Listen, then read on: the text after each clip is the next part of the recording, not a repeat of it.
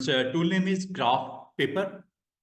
Graph paper आपको पता है जिसमें ग्रिड्स होती हैं, हॉरिजॉन्टल एंड वर्टिकल लाइंस होती हैं, रोज एंड कॉलम्स की ग्रिड आपको यहाँ पे अवेलेबल होती है। ये आप अपने पेज के ऊपर, कॉरल के पेज के ऊपर अगर इसको आप अटेम्प्ट करना चाहो, या अगर आप कॉरल के पेज के ऊपर इनकी ऑप्शन में जाना चाहो, तो टूल्स मेन्यू में ऑप्शंस, उसमें ग्राफ पेपर की ऑप्शन जहां पे आप नंबर ऑफ चाहिए कुछ इस तरह। इसको जैसे ही मैंने स्क्रीन के ऊपर ये ड्रॉ किया ग्राफ पेपर टूल के साथ, तो आपको जो यहाँ पे ऊपर नजर आ रहा है 4 कॉलम्स एंड 3 रोज, इसको अगर आप ज्यादा कम करना चाहो तो ज्यादा कम भी कर सकते हो। अगर मैंने इसको 4 रोज एंड 5 कॉलम किया तो एक नया पेज बना लेता हूं। अब ये 4 कॉलम होंगे और 5 रोज। एक और पेज बना लेता हूं ब्लैंक। और अगर आप इसमें बढ़ाते जाओगे ये तादाद 6 कॉलम एंड सपोज 10 रोज, जो नंबर यहाँ पे दोगे रोज एंड कॉलम का, उस साइज में ये ग्राफ पेपर के ऊपर उतनी ग्रिड्स के कॉलम एंड रोज बन जाएंगी। और जहां तक ये जो बॉर्डर लग रही है इसकी थिकनेस को कंट्रोल करना स्टूडेंट्स। जी हाँ, बेनिफिट क्या है मानूर बताता हूँ आपको। आप ग्राफ पेपर के टूल को यूज करते वक्त, अच्छा, एक चीज ये आपको यहाँ पे स्क्रीन के ऊपर दिख रहा होगा कि ये आप किसके लिए अटेम्प्ट कर रहे हो। ये जो साइज आप सेट कर रहे हो, ग्राफिक्स के लिए कर रहे हो, आर्टिस्टिक मीडिया के लिए कर रहे हो, कॉल आउट के लिए। अब आज अभी थोड़ी देर में मैं आपको बताऊंगा कॉल आउट और डायमेंशन क्या होता है। अभी मैंने थिकनेस 8 पॉइंट की है, वो ये ग्राफिक्स के लिए मैं कर रहा हूँ। ओके। और जैसे ही मैंने यहाँ पे इसको ड्रॉ किया, जितने रोज एंड कॉलम्स आपने कहे थे उतने बॉक्सेस, कॉलम्स और उतनी रोज के साथ ये बॉक्सेस आपको बन के नजर आ रहे हैं। ये देख रहे हो, 6 कॉलम है, बिल्कुल है। 10 रोज हैं, बिल्कुल हैं। क्या वेट उसका 8 पॉइंट है? बिल्कुल है। क्या इसको आप शो करना चाह रहे हो सॉलिड लाइन के साथ या डैशेस के साथ? एक और बार दोबारा देखो, एक और पेज के ऊपर। अगर आप ये चाह रहे हो कि ग्राफ पेपर के टूल के साथ यहाँ पे जो प्रेजेंस नजर आए वो सॉलिड लाइन नहीं चाहिए, वो डैशेस के साथ चाहिए, तो डैशेस यहाँ से ऑन कर दो। Again, for what purpose you want dashes? Graphics के लिए, रेक्टेंगल, स्क्वायर या ग्राफ पेपर के लिए? यस, ग्राफिक्स के लिए। ओके। अब आपकी 3 प्रॉपर्टीज यहाँ पे अप्लाई होंगी। एक कॉलम रोज, दूसरा उसका वेट कितना रखना है, बॉर्डर का वेट, विड्थ जिसे बोलते हैं, और बॉर्डर का स्टाइल डॉट्स में चाहिए, डैशेस में चाहिए, या सॉलिड लाइन चाहिए कंटिन्यूटी के साथ। ये देखो,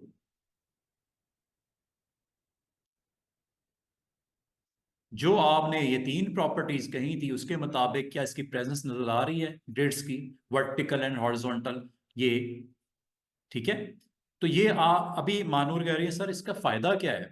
फायदा ये है कि बाज औक़ात आपको अपनी ग्राउंड्स जो ये आपके बनी हुई है, इसको आप यूज करते हुए इन बॉक्सेस के अंदर इमेजेस को लगाना चाह रहे हो। अगर आप चाहो इन बॉक्सेस के अंदर, इस बॉक्स में आपके पास नंबर ऑफ प्रोडक्ट्स हैं, आप यहाँ पे नंबर ऑफ प्रोडक्ट्स जो आपके पास पड़ी हुई हैं उनकी पिक्चर्स लगाना चाह रहे हो। यहाँ पे एक पिक्चर, यहाँ दूसरी पिक्चर, यहाँ तीसरी पिक्चर, या आपके पास अपनी फैमिली एल्बम है, हर एक में अपनी फोटो, अपने जो फैमिली मेंबर की फोटोज लगाना चाह रहे हो ये भी लगा सकते हो। तो प्रोडक्ट हैं उनकी फोटोज लगाना चाहो वो भी लगा सकते हो।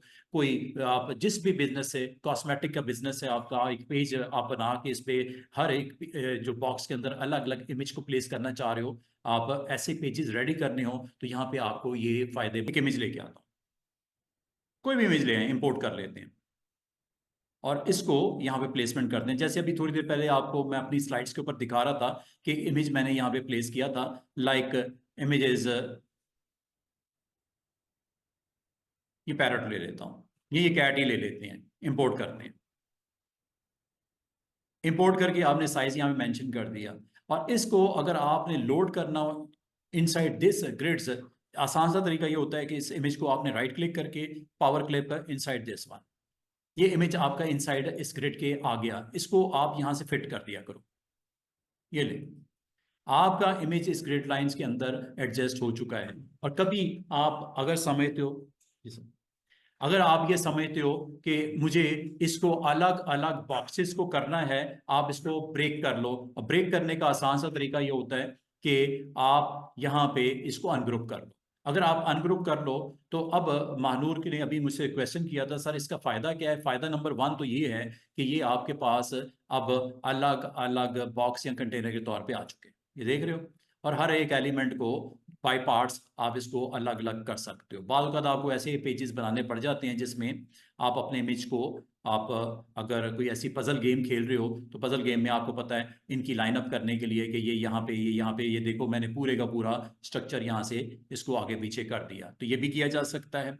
और ये आपको अलाउ करता है कि आप एक इमेज को इस कंटेनर में इस जो ग्राफ पेपर में आप लोड कर लो और फिर आप इसको अनग्रुप करके इसको आप जिस पेजेस के ऊपर जो चीज कोई सेगमेंट्स अगर चाहिए वो रखो, जो निकालने आप डिलीट भी कर सकते हो, इनको अरेंजमेंट को आगे पीछे भी कर सकते हो। तो एक चीज तो आपने गौर की होगी कि ये आपका पूरे का पूरा इमेज जो है वो पीसीज में बट गया, स्लाइसिस हो गए उसके।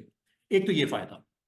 नंबर टू ये फायदा हो सकता है कि कभी आपको एक लिस्ट बनानी पड़ जाती है और इस लिस्ट में आप चाह रहे हो इसके अंदर अलग इमेज। अभी मैंने क्या किया, एक ही इमेज को पूरे ग्राफ पेपर में लोड किया। अब मैं क्या करने लगा हूं, मैं हर एक बॉक्स में अलग अलग एज ए कंटेनर इमेजेस को भी लोड कर सकता हूं। मिसाल के तौर पे मेरे पास कोई टूरिज्म का पेज बनाना है और टूरिज्म पे पेज में मुझे यहाँ पे ऊपर हेडलाइन लगानी है और यहाँ पे मुझे 8 इमेजेस को लोड करना है। तो ग्राफ पेपर एक टूल है जिसके थ्रू आपने एक ग्रिड्स को क्रिएट कर दिया, लाइंस और जो विड्थ देनी है वो आप उसको चेंज करके अप्लाई करने के बाद अब आप इसको पिक टूल के साथ सिलेक्ट करोगे और इसको अनग्रुप कर लेना। अनग्रुप करने के बाद मुझे ये वाला ग्रुप ऊपर वाला जो ये ग्रिड्स हैं इनको रिमूव करना है। आप इनको एक साथ भी कर सकते हो, क्लिक, शिफ्ट के साथ क्लिक, शिफ्ट के साथ क्लिक, शिफ्ट के साथ क्लिक, ये 4 बॉक्स ऊपर वाले डिलीट। और यहाँ पे मिसाल के तौर पे आपने एक टेक्स्ट देना है, this is A tourism page, tourism photos,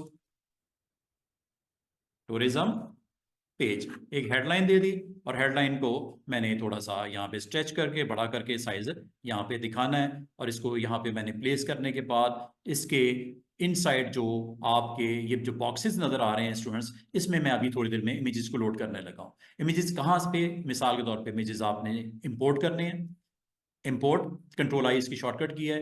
in images में मुझे मिसाल के तौर पे इमेजेस ये मेरे पास अच्छी सी लैंडस्केप पड़ी हुई हैं, इन लैंडस्केप्स को मैं यहाँ पे लोड करना चाह रहा हूँ।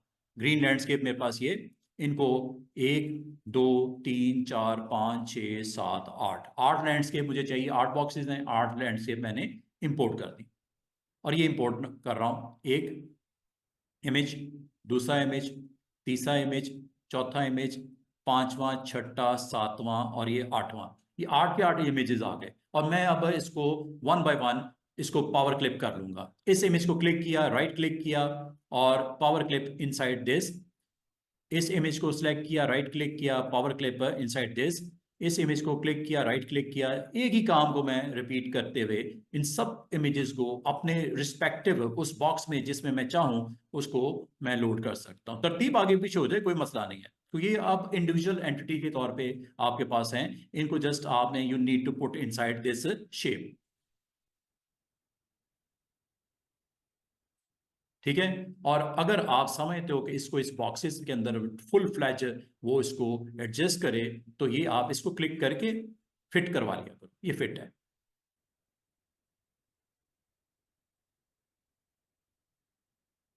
बाद अगर आपको इस तरह के पेजेस में ये हेल्प करता है। उम्मीद है आपको इसकी समझ आई होगी कि क्या ग्राफ पेपर का यूज है। क्या सीधी सी बात है, सिंपल सा यूज है इसका। ग्राफ पेपर आपको अवेलेबल करता है, ग्रिड्स बना के दे देता है और ग्रिड्स के ऊपर आप ये एक्शन करके अपना वो काम जो आप करना चाह रहे हो वो कर सकते हो। Just you need to, after power clipping you need to fit. करना है कर लो, अगर आप नहीं करना चाह रहे आप इसको छोड़ भी सकते हो, कोई टेंशन वाली बात नहीं है। करना है जिसको कर लो, जिसको नहीं करना आप ना करो। ठीक है।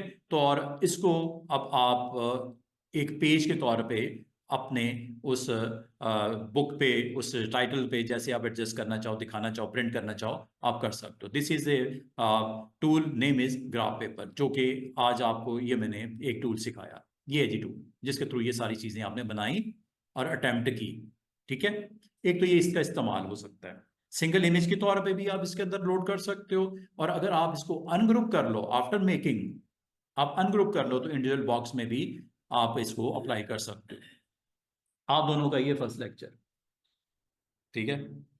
लेकिन असल में ये है हमारी एक एक प्रीवियस क्लास का सेशन चल रहा है, उसके लास्ट लेक्चर चल रहा है। आपने इसको देख के, वैसे तो उम्मीद है जो करवाया समझ तो आया होगा, अब ये देखो, ये भी तो चीज होती है कि हर टूल की अपनी अपनी एक अलग अलग उसका यूजेज है।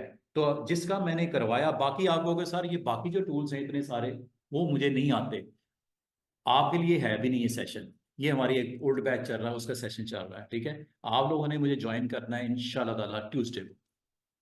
25 दिसंबर को ऑफ है। वैसे तो 25 दिसंबर को हमारी क्लास सिर्फ डेट की वजह से नहीं हो रही, वरना मंडे को क्लास होती है हमारी, ठीक है। आप लोगों ने मुझे ज्वाइन करना है। इनका सेशन कल भी है, थर्सडे वाले दिन, और इनको मैं क्लोज कर रहा हूँ, ठीक है। तो अगर आप आगे हो तो आप सीख लो चंद चीज़ें। ये इंशाल्लाह जब आप इस टूल पे दोबारा आओगे, पहले आपको फोटोशॉप सिखाएंगे, फिर इलिस्ट्रेटर सिखाएंगे, फिर ये कॉरल ड्रॉ सिखाएंगे।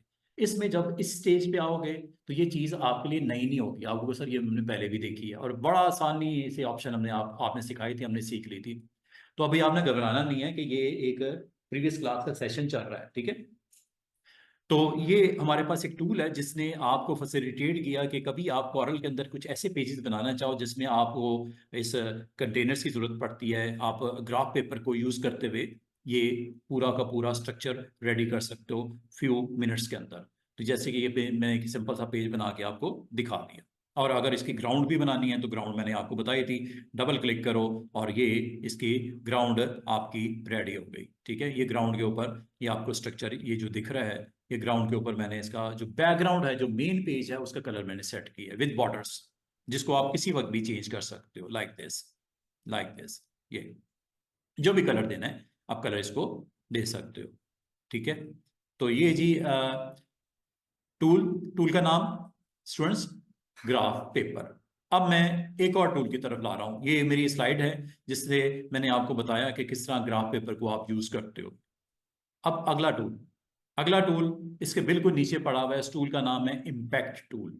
इम्पैक्ट, दो तरह के इम्पैक्ट इफेक्ट लगते हैं। एक रेडियल इम्पैक्ट होता है, एक पैरेलल इम्पैक्ट होता है। रेडियल इम्पैक्ट आपको वो कैट के साथ लेफ्ट साइड पे दिख रहा होगा, और जो पैरेलल इम्पैक्ट है वो एक लाउड मैन स्पीकर के साथ आपको दिख रहा होगा, ये राइट साइड पे। ये पैरेलल इम्पैक्ट है, सीधी सीधी लाइनें लगेंगी जिसको आप रोटेट करके जैसे जैसे तरतीब लगाना चाहो, कलर देना चाहो, रेड दे दो, ब्लू दो, ग्रीन दो, जो भी। और साथ में कोई शेप होगी जिसको मैं इसके ऊपर रखूंगा, और इन दोनों को कनेक्ट करके इसके इफेक्ट, जो कि आपके रेडियल इफेक्ट हैं, वो कैट पे आ जाएंगे।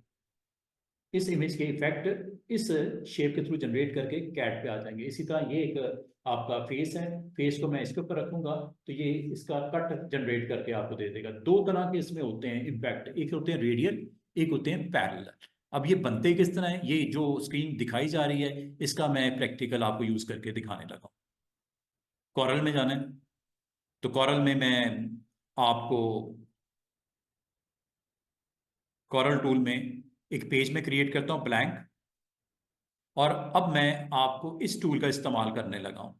ये टूल इम्पैक्ट टूल, इसको अगर आप क्लिक करते हो, इम्पैक्ट टूल की प्रॉपर्टीज ऊपर आ जाती हैं। जिस तरह ग्राफ पेपर की प्रॉपर्टीज ऊपर आती हैं, इम्पैक्ट टूल की भी प्रॉपर्टीज ये सारी की सारी आ चुकी हैं, ठीक है। इससे आप कैसे इम्पैक्ट जनरेट कर सकते हो, क्या कर सकते हो, टेक्स्ट के ऊपर भी इम्पैक्ट जनरेट करना चाहो वो भी कर सकते हो। कोई अगर आपके पास शेप्स मौजूद हैं उस पर इम्पैक्ट जनरेट करना चाहो तो आप इम्पैक्ट जनरेट कर सकते हो। कुछ शेप्स आपको चाहिए होंगी, कुछ इमेजेस चाहिए होंगे। एक काम करते हैं, सबसे पहले जिस तरह आपको स्लाइड पे दिखा रहा था उस तरह की कुछ शेप मैं आपको कहाँ से लेके आया हूँ आपको बताने लगा हूँ। आपने टेक्स्ट मेन्यू में जाना है, और यहाँ पे आपको मिलेंगे Ctrl+F11 के साथ ये ग्लिप्स मिलेंगे। आपने ग्लिप्स पे क्लिक करना है। ग्लिप्स पे जैसे क्लिक करेंगे ये पैनल ग्लिप्स का ऑन हो गया, ये है जी पैनल ग्लिप्स का। इस ग्लिप्स पैनल में आपका फॉन्ट है एरियल। आपने फॉन्ट को चेंज करना है, और ये फॉन्ट कैसे चेंज होता है, जब आप इस पर क्लिक करते हो ये फॉन्ट की लिस्ट आ जाती है। इस लिस्ट में आपने इसको नीचे की तरफ स्क्रॉल करना है, और यहाँ पे एक फॉन्ट होगा, उसका नाम ही है वेब डिंग्स। वेब विंग्स डिंग्स इस तरह करके होगा, डब्ल्यू की लिस्ट में होगा। ये आ गया, ये वेब डिंग्स, विंग डिंग्स। ये आपके डिफरेंट डिफरेंट अच्छे स्टाइलिश किस्म के आपको करेक्टर्स सेट मिल जाएंगे यहाँ पे। वो जो आपको मैन का दिखा रहा था या वो आपको एक कैट का दिखा रहा था, तो यहाँ से मैंने इसको जो है वो क्लिक करने से लेके आया, दिखाता हूँ, ये देखिएगा।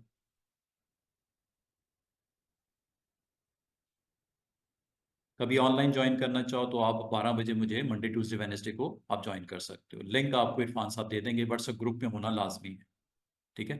तो वहां से आपको मिल जाएगा। ये है जी। ये देख रहे हो एक वेब सा बना हुआ है।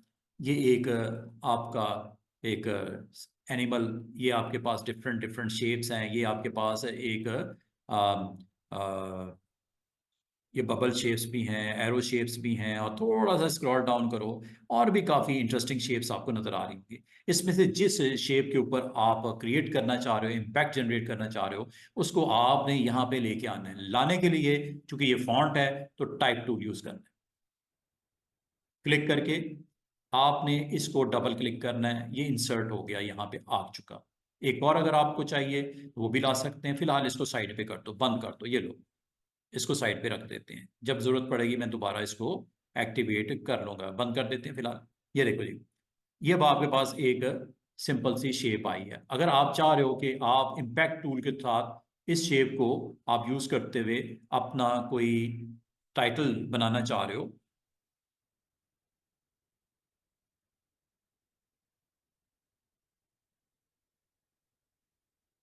कोई टाइटल है उसके अंदर आप इस इमेज को बड़ा स्मार्टली यूज करके अपनी स्क्रीन के ऊपर आप इम्पैक्ट जनरेट करना चाह रहे हो, तो ये इम्पैक्ट जनरेट करने के लिए आपने ये टूल यूज करना है, इम्पैक्ट टूल। अच्छा, इम्पैक्ट टूल पे जैसे आप क्लिक करते हो, अब इस शेप के मुताबिक मैं इम्पैक्ट जनरेट करूंगा। इम्पैक्ट दो तरह के होते हैं, जैसे कि मैंने स्लाइड पे भी दिखाया। एक इम्पैक्ट है रेडियल, एक इम्पैक्ट है पैरेलल। रेडियल करने हैं या पैरेलल करने हैं वो आपके ऊपर डिपेंड करता है। इनको मैं वन बाय वन आपके साथ इनकी प्रॉपर्टीज जो साइड पे पड़ी हुई ऊपर पूरी की पूरी ये डिस्कस करने लगा। इसको आपने अंडरस्टैंड कर लेना है। रेडियल लेते हैं। रेडियल पे मैंने जैसे क्लिक किया, अभी मैं इन प्रॉपर्टीज को थोड़ी देर में आपके साथ डिस्कस करूंगा। रेडियल ले लिया और यहाँ पे जाके मैंने क्लिक पर ड्रैग करके जैसे एक डायमीटर का सर्कल बनाया, और जैसे इसको मैंने माउस को छोड़ा तो ये आपके पास एक इम्पैक्ट रेडियल के लिए ये आपको बना के दे दिया। ये देखो, इसको फिलहाल मैं पिक करके, इसको मैं पिक करके ये जो आपका सिंबल है इसको साइड पे कर देता हूँ। पहले इसको जरा फोकस करते हैं। ये आपका रेडियल इम्पैक्ट है। छोटी छोटी लाइनें आपको नजर आ रही होंगी जो सेंटर से आउटर डायरेक्शन में जो सर्कल की बाउंड्री की तरफ जा रहा है, सेंटर से। ठीक है। और ये जो इम्पैक्ट है, रेडियल इम्पैक्ट है, ये आपको ये इस ऑप्शन में अगर आप गौर करो, लाइन स्टाइल देखो, इसका स्टार्ट भी शार्प है, इसका एंड भी शार्प है। ये ऐसा क्यों है? ये इस वजह से है। इसका मतलब है कभी आपको इसका स्टार्ट और एंड शार्प नहीं चाहिए, आपको ये राउंड चाहिए, तो आप इस ऑप्शन पे क्लिक कर दो। अब आप गौर करो इसका एंड और स्टार्ट पे, ये देख रहे हो राउंड। सिर्फ यही नहीं, जो इसका इंटरनल स्टार्टिंग पॉइंट है उसको भी मैं जूम करके दिखाता हूं।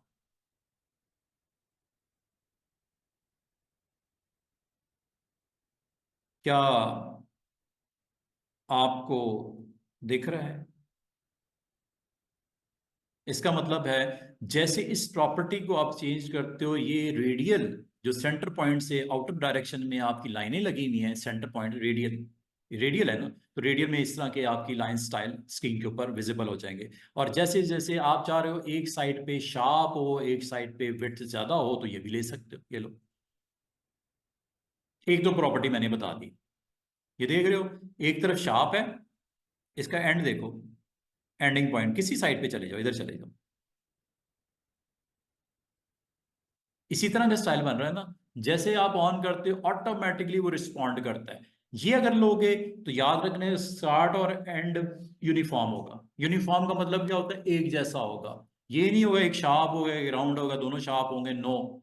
ये यूनिफॉर्म आपका स्ट्रक्चर रेडियल में क्रिएट कर देता है। अब आपको कैसा चाहिए ये आपके ऊपर डिपेंड करता है कि आपको किस तरह का लाइन स्टाइल रेडियल में चाहिए। एक तो ये यहां से कर लेना। अब मैं आपको इसकी एक और प्रॉपर्टी बताता हूं। प्रॉपर्टी नंबर 2, ये देखो, ये टोटल स्क्रीन आपको नजर आ रही है।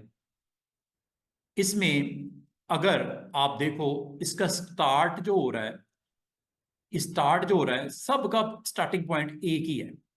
हर कोई अपने अपने स्टार्ट पॉइंट से पिक कर रहा है। अगर आप चाह रहे हो ये स्टार्ट यहां से हो जाए, एक आगे से हो जाए, एक पीछे से हो जाए, एक आगे से हो जाए, एक पीछे से हो जाए, रैंडम स्टार्ट हो जाए या रैंडम एंड हो जाए। रैंडम स्टार्ट और रैंडम एंड के लिए रेडियल ऑप्शन आपने ऑन की हुई है, ये लाइन स्टाइल आपने ऑन किया हुआ है। अब थर्ड ऑप्शन भी सीख लो, ये एक छोटा सा बॉक्स, इसमें आपके दो ऑप्शंस आपको टिक करने पड़ेंगे। अगर दोनों टिक करोगे तो याद रखना ये स्टार्ट और एंड रैंडम होगा।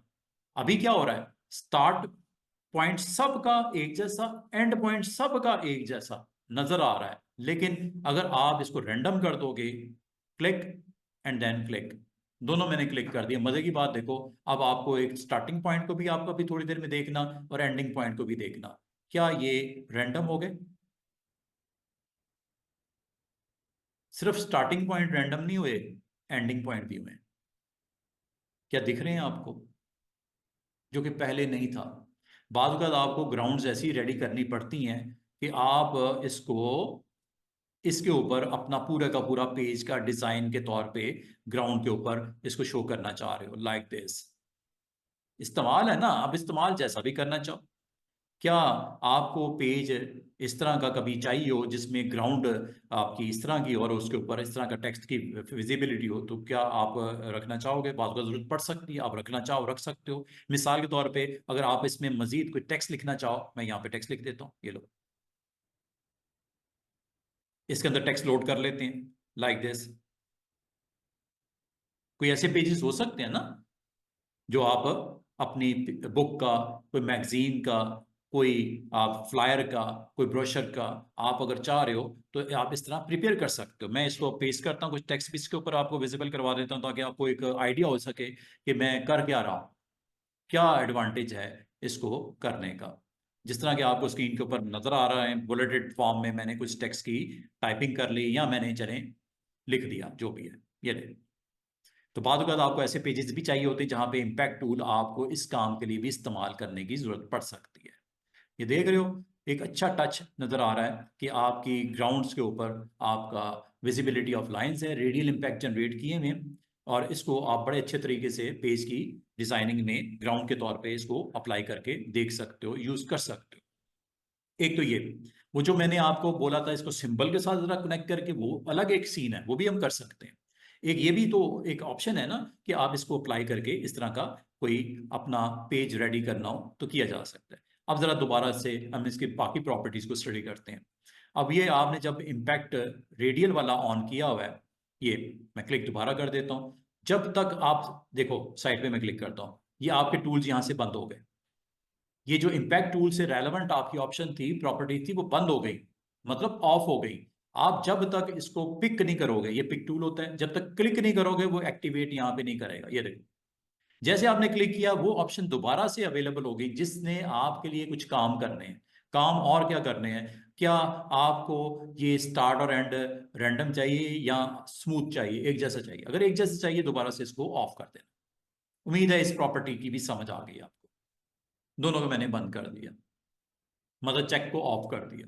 अब आपको पता है स्टार्टिंग पॉइंट और एंडिंग पॉइंट सेम होगा सबका, सब लाइनों का। आप सबके लिए होगा स्टार्ट या एंड या बोथ, आप इनको चेक बॉक्सेस के साथ कंट्रोल कर सकते हो।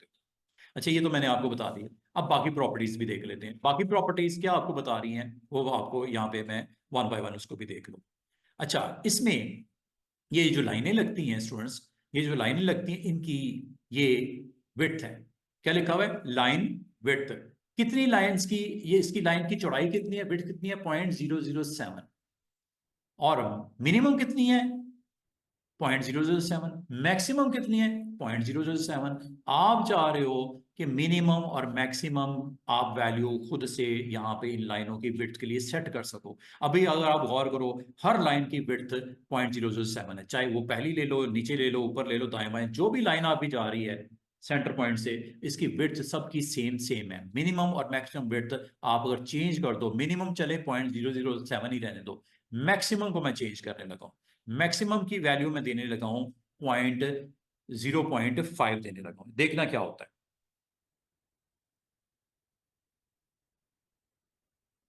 क्या आपको स्क्रीन के ऊपर ये वैल्यू ने क्या इसका टोटल स्ट्रक्चर चेंज नहीं कर दिया?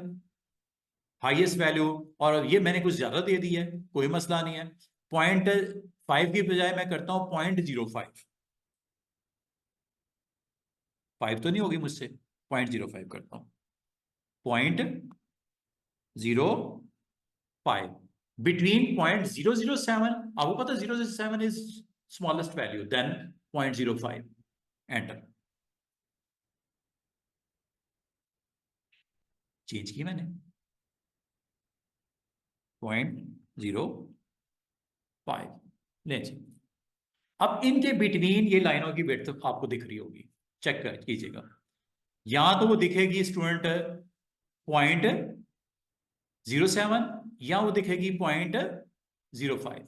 ये छोटी वाली 0.007 है, ये बड़ी वाली 0.50 है। आपकी दो lines minimum maximum minimum maximum minimum maximum all out the ये 360 डिग्री के ऊपर आपको पूरी लाइन को ये दिख रहा है। अगर आप ये कहो कि इनके दरमियान में स्टेप्स आते हैं, 0.007 और 0.05 के दरमियान में एक स्टेप आ जाए जो इन दोनों के दरमियान की विड्थ हो, तो उसके लिए ये बराबर में बटन है, क्या लिखा हुआ है, विड्थ स्टेप। जैसे मैं इसको 1 करता हूं, देखो दरमियान में, इन दोनों के दरमियान में एक ऐसी लाइन आएगी जो ना तो 0.007 होगी ना वो 0.05 है, इनके दरमियान की विड्थ होगी। ये देखो 1 कर दिया, चेक कीजिएगा। बाल बाद आप इन प्रॉपर्टीज के साथ प्ले करना चाहते हो, ये देख रहे हो, this is a 0.007, this is 0.05 and this is between. एक स्टेप दिया, दो दे दो। क्या प्रेजेंस में चेंजेस आ रही हैं? 3 दे दो।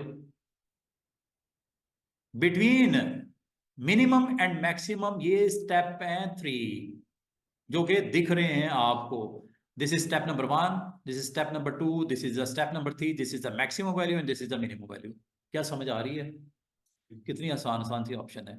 और ये आपको बाद औक़ात को इस तरह का आपको स्ट्रक्चर रेडी करना पड़ सकता है, तो ये आपको इन ऑप्शन को अगर आप देखना शुरू कर दो, काम करना शुरू कर दो, अंडरस्टैंड करना शुरू कर दो, तो काफ़ी ईजी हो जाता है।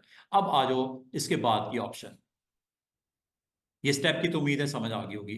अच्छा, इसके बाद एक और चीज़ होती है, लाइन स्पेस। लाइन स्पेस का मतलब है इन दोनों के दरमियान में स्पेसिंग कितनी दी है, इन दोनों के दरमियान में स्पेस आपने कितनी देनी है, कम या ज्यादा। अभी अगर आप गौर करो, एक लाइन से दूसरी लाइन का फासला, दूसरी से तीसरी लाइन का फासला, तीसरी से चौथी, चौथी से पांचवी, इनके दरमियान में इक्वल स्पेसिंग है। आप चाह रहे हो स्पेस भी वेरी करे। अभी फिक्स स्पेस है, मिनिमम भी एंड मैक्सिमम भी। इसको मैं 5 के बजाय इसको मैं 2 कर देता हूं। मिनिमम स्पेस 2 मतलब रैंडम कर देगा, कहीं 2 की कहीं 5 की, कहीं 2 की कहीं 5 की। ये लो,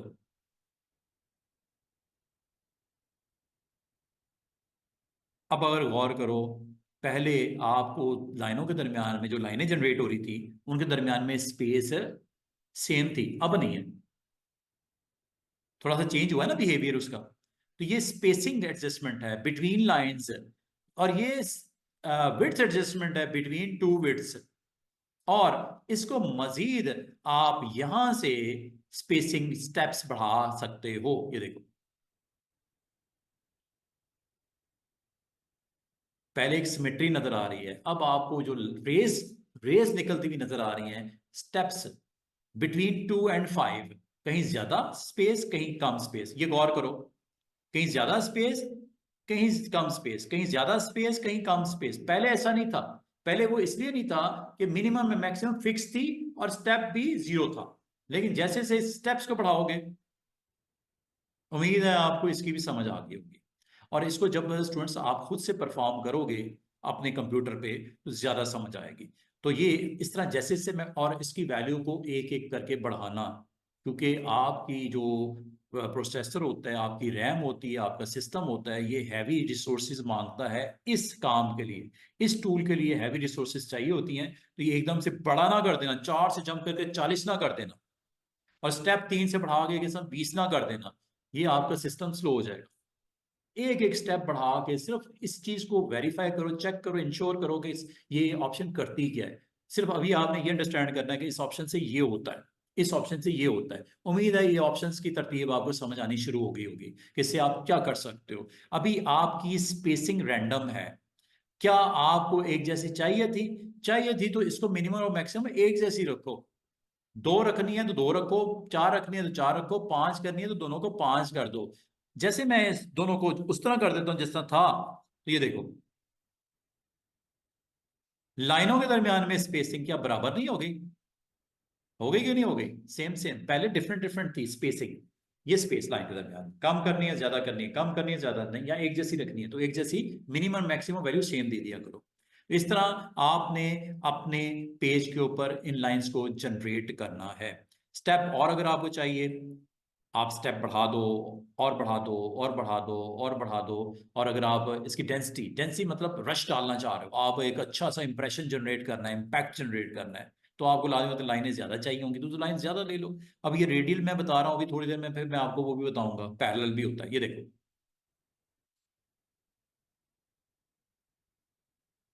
10 स्टेप, 11 स्टेप, लाइनें देखो बिटवीन आपकी जो स्टेप आप बढ़ाते जा रहे हो, तो इसमें वेरिएशन आपकी बढ़ती जा रही है लाइंस के अंदर। ये देख रहे हो, ये पतली उससे मोटी मोटी मोटी मोटी, और ये विड्थ हाई के साथ, ये देख रहे हो एक अच्छा आपका पास एक सेंटर पार्ट के ऊपर ये सेगमेंट्स बनते जा रहे हैं, सेगमेंट्स बनते जा रहे हैं। और उसमें आप स्टेप्स, आपने यहाँ पे मैंने डायरेक्ट दे देता हूँ 40 स्टेप्स।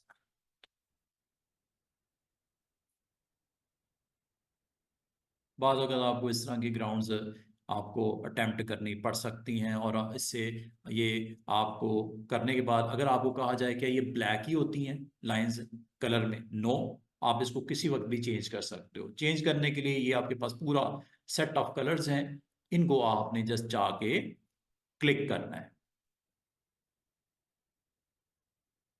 ठीक है, क्लिक करना है। और ये देखो,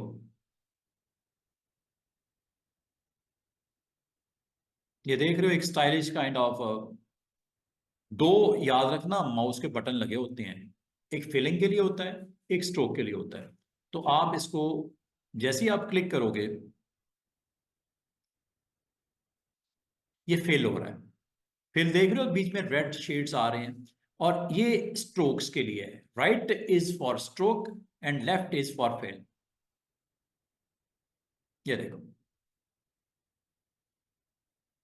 और जब ये इम्पैक्ट बन गया, अब मैं जरा इस सेगमेंट को इसके ऊपर रखता हूं। अब इन दोनों का भी आप आपस में इंटरेक्शन देखो क्या होगी, किस तरह होगी, और इसको कैसे करना है। इसके लिए एक काम आपको करना है स्टूडेंट्स, आपने ये जो शेप बनी है, जो कि आपको मैन ब्लैक नजर आ रहा है स्क्रीन के ऊपर, अगर आपसे कहा जाए ये ऑर्डर में बिहाइंड है, शेप जो है ये ऊपर बनी हुई है, ये देखो, ये पीछे है, ये ऑब्जेक्ट पीछे है इसके, क्योंकि ये आपने पहले बनाया था, ये पीछे है। कलर इसका मैं चेंज कर देता हूँ, रेड है तो इसको चले ब्लैक ही रहने देते हैं। अच्छा, इसका अगर ऑर्डर आपको समझ ना आ रहा हो, तो मैंने आपको एक बड़ी इंटरेस्टिंग ऑप्शन करवाई थी प्रॉपर्टीज की। तो प्रॉपर्टीज को आप ऑन कर लिया करो, आपको पता होना चाहिए ऑब्जेक्ट मेन्यू में जाके, ये इसकी प्रॉपर्टीज में आपको पता होना चाहिए कि इसमें ऑब्जेक्ट जो ये वाला है ये ऊपर है, और ये ऑब्जेक्ट नीचे है। कैसे पता चलेगा इसका ऑर्डर? ये यहाँ से पता चलेगा, ये देखो, इसको ऑन ऑफ करके देख लो, वेरीफाई कर लो। ये आपका वो टेक्स्ट है ऊपर, ये जो मैन वाला लिखा हुआ है, ये वो आपकी शेप है जो अभी थोड़ी देर पहले आपने ग्लिप्स के थ्रू इंसर्ट की थी।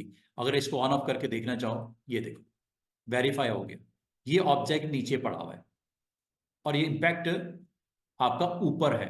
ठीक है, चल इसको भी इसके नीचे रख देता हूँ। ये देखो, ऑर्डर में याद रखना इम्पैक्ट, ये वाला लाइनों वाला ये ऊपर है ऑर्डर में, स्टैकिंग ऑर्डर में, और जो आपने ग्लिप्स एंटर किया ये वाला मैन वाला ये बिलो पड़ा हुआ है। आपको एक काम करना है, इसको आप कन्वर्ट कर देना, जैसे कि आप लोगों को माशाल्लाह सबको पता है, ये कन्वर्ट टू कर्व्स आप इसको कर दीजिएगा, ये जरूरी है स्टेप। ये करने के बाद आपने अपना इम्पैक्ट जो आपका ये रेडियल वाला है, इसको अबव इसके ऊपर रख देना इस तरह। ये देखो, ये देख रहे हो कि लाइनें ऊपर हैं, और वो जो मैन आपका जो दिख रहा है ब्लैक वाला, वो बिलो पड़ा हुआ है, और वो आपको सिर्फ इधर ही नहीं दिख रहा, इधर भी दिख रहा है। इम्पैक्ट ऊपर है, ये देखो, ये वाला, ये मैन आ गया, और ये मैन नीचे है। ये जरूरी है, जो मैं काम करने लगा हूं उसके लिए। ठीक है, आप लोगों को शायद आइडिया होगा, इनको पता है कि मैं क्या कह रहा हूं। अच्छा, अब अगला काम क्या करना है, आपने इसको अप्लाई करना है। इनमें से दो आपके इंप्रेशंस आते हैं, एक इनर बाउंड्री का, ये दो बटन मैंने नहीं बताए, एक इनर बाउंड्री का इंप्रेशन होता है, एक आपका आउटर बाउंड्री का होता है। इनको दोनों को मैं करके दिखाने लगा हूं ताकि दोनों का आप यूज समझ लो कि क्या फर्क है आउटर में और इनर में। ये देखो, थोड़ा साइज बिग कर लेने ताकि आपको नजर आता रहे। अब आपने स्टूडेंट्स करना क्या है, आपने इन दोनों को सिलेक्ट करना है। किनको, एक तो ये जो आपका शेप है, एक ये जो ऊपर आपका इम्पैक्ट शेप जनरेट हुई है, इन दोनों को सिलेक्ट कर लेना। सिलेक्ट करने का तरीका शिफ्ट के साथ कर लेना। सिलेक्ट करने के बाद अब अगला आपको पॉइंट इसमें ये करना है कि सिलेक्ट करने की जरूरत नहीं, ऊपर वाले को सिलेक्ट कर लो, ठीक है। ये देखो, इम्पैक्ट को आपने सिलेक्ट करना है तो ये प्रॉपर्टीज आएंगी ना, मसला तो ये है, ये प्रॉपर्टीज जब आएंगी तो आप क्लिक करोगे। अब आपने इनर बाउंड्री और आउटर बाउंड्री दोनों में करके दिखाने लगा। ये देखो, इनर बाउंड्री, इनर बाउंड्री पे जैसे आपने टिक किया कर दिया, माउस को इस तरह का एक जिगजैग पॉइंटर के साथ आ जाएगा। ये छोटा सा नजर आ रहा है, ये इसको आपने उस शेप के साथ हिट करना है, जाके क्लिक करना है जिसके ऊपर इंपैक्ट जनरेट करना है वाले को। और ये है जी आउटर बाउंड्री, दोनों में सिर्फ छोटा सा फर्क है। ये देखो, ये इसने इंपैक्ट उसके अंदर रख दिए, ये देख रहे हो ये, और ये पूरे का पूरा मॉडल उसका रेडी कर दिया जो उसको टच कर रहा था बॉर्डर को, ये देख रहे हो। तो इम्पैक्ट क्या करता है, आपके उस स्ट्रक्चर को इम्पैक्ट के उस शेप के ऊपर एडजस्ट कर देता है। वो कैट भी हो सकती है, वो मैन मॉडल भी हो सकता है, वो एनीथिंग हो सकती है। तो आपका वो इम्पैक्ट उसको कैप्चर करके उसे रख दिया। इसे बोलते हैं आउटर बाउंड्री। आउटर बाउंड्री में उस शेप के इस हिसाब से उसके इम्पैक्ट जनरेट कर देता है, और इनर बाउंड्री में उसकी उस शेप के अंदर से उतने हिस्से को माइनस कर देता है। ये फर्क है इनर बाउंड्री और आउटर बाउंड्री में, जो कि आपको यहाँ पे वाजे तौर पे नजर आ रहा है। ये समझ रहे हो, ये आपका है जो कैट वाला इमेज है, ये किससे जनरेट हुआ है, आउटर बाउंड्री से। और ये मैन का मॉडल किससे जनरेट हुआ, इनर बाउंड्री से।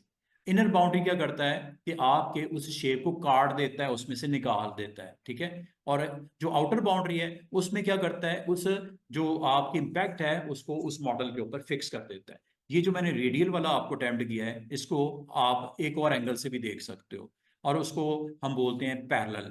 पैरेलल और रेडियल में सिर्फ एक फर्क है, वो ये कि उसमें लाइन जो होती हैं वो स्ट्रेट लगती हैं, बस इतना सा फर्क है। इसको भी अगर आप अटेम्प्ट करके देखना चाहो तो मैं आपको करके दिखा देता हूँ।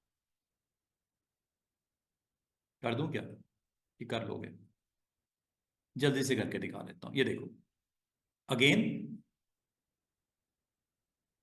टूल नेम इज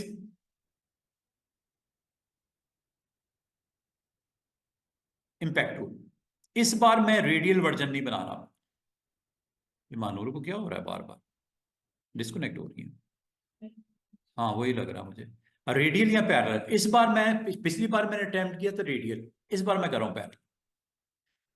फर्क कोई इतना खास नहीं है, ये है जी फर्क। ये देखो, वो लाइन जो सेंटर से बढ़ रही थी आउटर बाउंड्री की तरफ, ये स्ट्रेट लाइंस लग जाएंगी पैरेलल। ये पैरेलल वर्जन है, ये देखो ये, और वही स्टाइल जो आपके यहाँ पे है। अगर दोनों साइड्स को राउंड करना है, ये ले लो। अब दोनों एजेस राउंड हुए होंगे, चेक कर लो, ये देखो ये। इसको जब चाहो आप यहां से कंट्रोल कर लेना। सेम चाहिए, स्मूथ यूनिफॉर्म। अच्छा, इस बार मैं इसको टेक्स्ट पे अप्लाई करके देखता हूं, ठीक है। नॉट ऑन शेप, सिंपल सा टेक्स्ट लिखते हैं, कोई हेडिंग लिखते हैं, हेडिंग के ऊपर अप्लाई करके दिखाता हूं। ये देखो,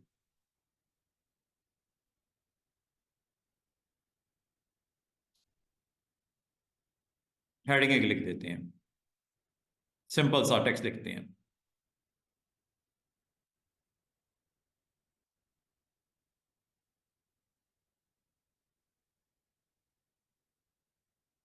जो साइज, जो कलर देना चाहो इसका दे दो। जो साइज, जो कलर इसके ऊपर सेट करना है आप कर लो। मिसाल के तौर पे इसकी मैं कलर रेड कर देता हूँ, ठीक है। अगर इसका फॉन्ट मोटा करना है, बिग करना है, तो एरियल ये कोई ले लो, इनमें से ये ले लेते हैं, चल ठीक है। अब आप ये इंपैक्ट जो पैरेलल है वो इसके ऊपर लेके आना चाह रहे हो, इनर बाउंड्री करना है या आउटर बाउंड्री करना है, जैसे आप पसंद करो, ठीक है। सबसे पहले स्टेप नंबर 1, इसको आपने कर्व में कन्वर्ट करना है। एक तो ये हो गया। दूसरा, इसको आपने इन लाइंस के नीचे रखना है, नॉट ऊपर, नीचे। उसके लिए ऑब्जेक्ट पैनल की जरूरत पड़ेगी आपको। ऑब्जेक्ट पैनल को दोबारा ऑन कर लो।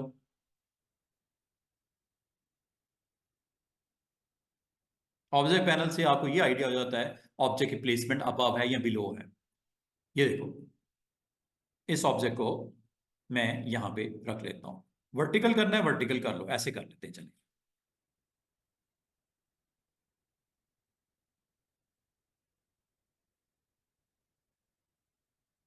इन लाइंस को थोड़ा सा मैं एक्सपैंड कर देता हूं, ऐसे।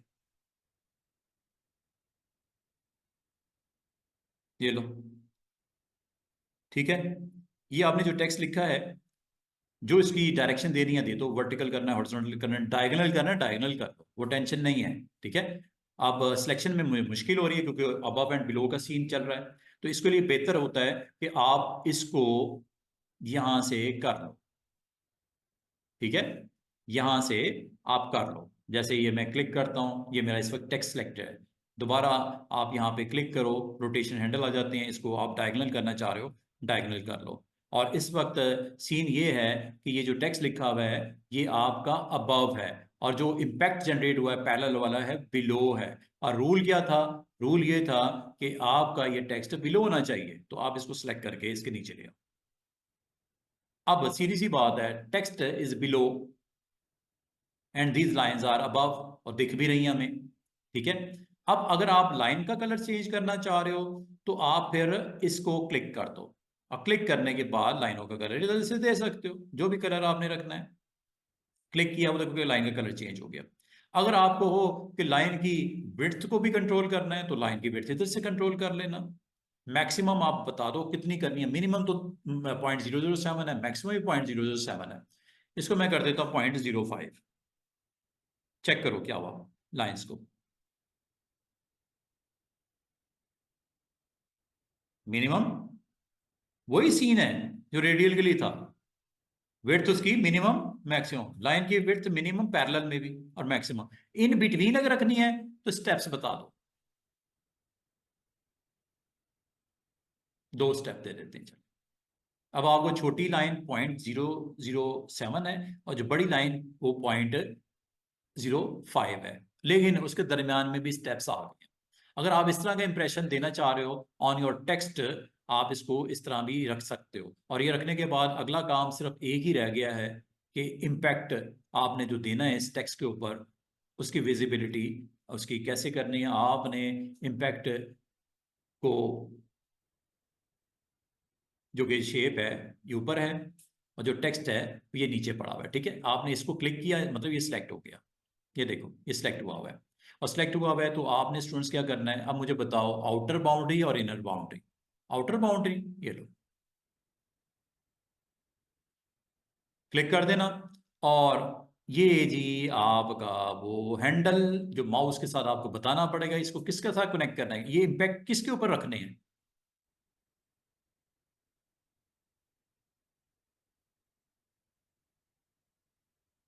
सुना बात करना, ये बड़ा मसला हो जाता है, कोई बात नहीं। हाँ वही वही, नो कर देते हैं इसको ना, थोड़ा सा मूव करते हैं ताकि इसको ठीक कर दे।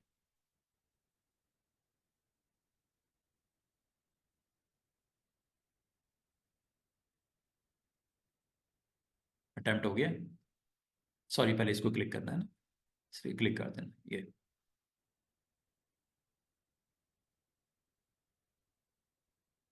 Convert to curves,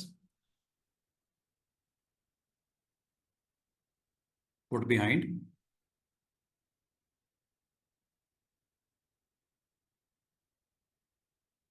then go with,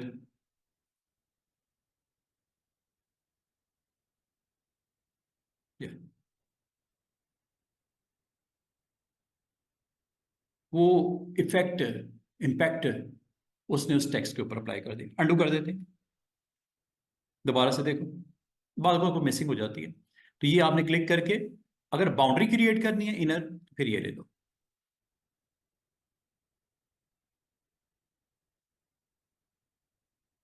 अब हुआ क्या, इसने बाउंड्री क्रिएट कर दी।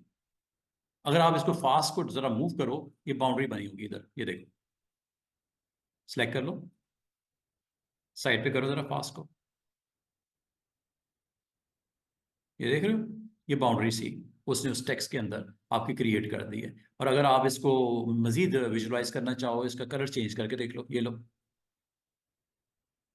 ये रेड कर दिया या मैं ब्लू कर दिया, तो ये आपको यहाँ पे फास्ट के इंप्रेशन नजर आ रहे होंगे। ठीक है, ये एफ है, ए, एस और टी, ये इम्पैक्ट के लिए होता है। इसको आप अपना जस्ट इसकी कुछ स्टेप्स होते हैं उनको फॉलो कर लो, तो आप इसको बड़े अच्छे तरीके से अपने उस शेप के ऊपर, उस टेक्स्ट के ऊपर अप्लाई कर सकते हो। This is all about impact tool. ये दो टूल्स थे जो आज मैंने बताने थे। अब मैं आपको दो और टूल्स जो बताना चाहूंगा आज की डेट में, वो ये हैं। एक है पैरेलल डायमेंशन और ये एक बराबर में है कनेक्टर। इन दो टूल्स की भी बड़ी इंपॉर्टेंस होती है कॉरल के अंदर। अगर आप डिजाइनर हो और इसको इस्तेमाल करके कुछ क्रिएट करना चाह रहे हो, तो ये देखो, एक नया पेज मैंने दोबारा से, अब मैं आपको दो टूल और सिखाने लगा। टूल का नाम क्या है और काम क्या है वो बताने लगा। बाज़ औक़ात ना आपको मेजरमेंट देनी पड़ जाती है एज ए, आप इंजीनियर अगर कोई डिज़ाइन क्रिएट करते हो, कोई होम का इंटीरियर डिज़ाइन करते हो कि ये रूम है, इस रूम की इतनी विड्थ है, इतनी हाइट है, ये गेट है, इसकी इतनी विड्थ है, ये वॉशरूम है, ये किचन है, ये आप पूरे मैप करके उसको वहाँ पे मेजरमेंट के साथ आप कारपेटिंग करना चाह रहे रूम के अंदर, तो मैं आपको उसके लिए एक सिंपल वे ये होता है कि आप डायमेंशन टूल को यूज़ कर लो। पैरेलल डायमेंशन, नाम क्या है, डायमेंशन। डायमेंशन मतलब आप अपनी स्क्रीन के ऊपर उन पार्ट्स के ऊपर आप प्रोमिनेंट करना चाह रहे हो मेजरमेंट को। मिसाल के तौर पे ये देखो, ये एक सिंपल सा मैं बॉक्स बनाता हूँ।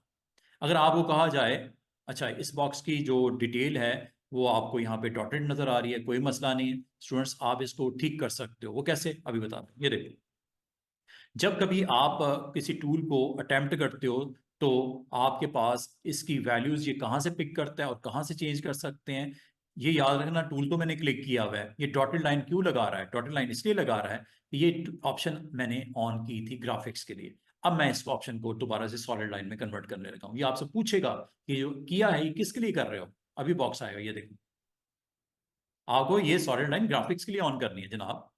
अब आप कोई भी ग्राफिक्स बनाओगे, अब ये डॉटेड लाइन नहीं आएगी, सॉलिड लाइन आएगी। समझ आ रही है? अच्छा, अगर मैं आपको ये कहूं कि ये एक रूम है जिसकी विड्थ और हाइट आपने इसकी डायमेंशन बतानी है। डायमेंशन बताने का आसान सा तरीका होता है, टूल का नाम है पैरेलल डायमेंशन। पैरेलल डायमेंशन में चार मेन ऑप्शन होती हैं, पांचवी नीचे टू लेग का लाउट के साथ। पहले तो पैरेलल डायमेंशन होती क्या है। पैरेलल डायमेंशन पे जब आप क्लिक करते हो स्टूडेंट्स, ये आपको ऊपर मेन्यू दे देता है, इसकी ऑप्शन दे देता है। ये ऑप्शन से अब आप इसका इस्तेमाल क्या अभी बताता हूँ।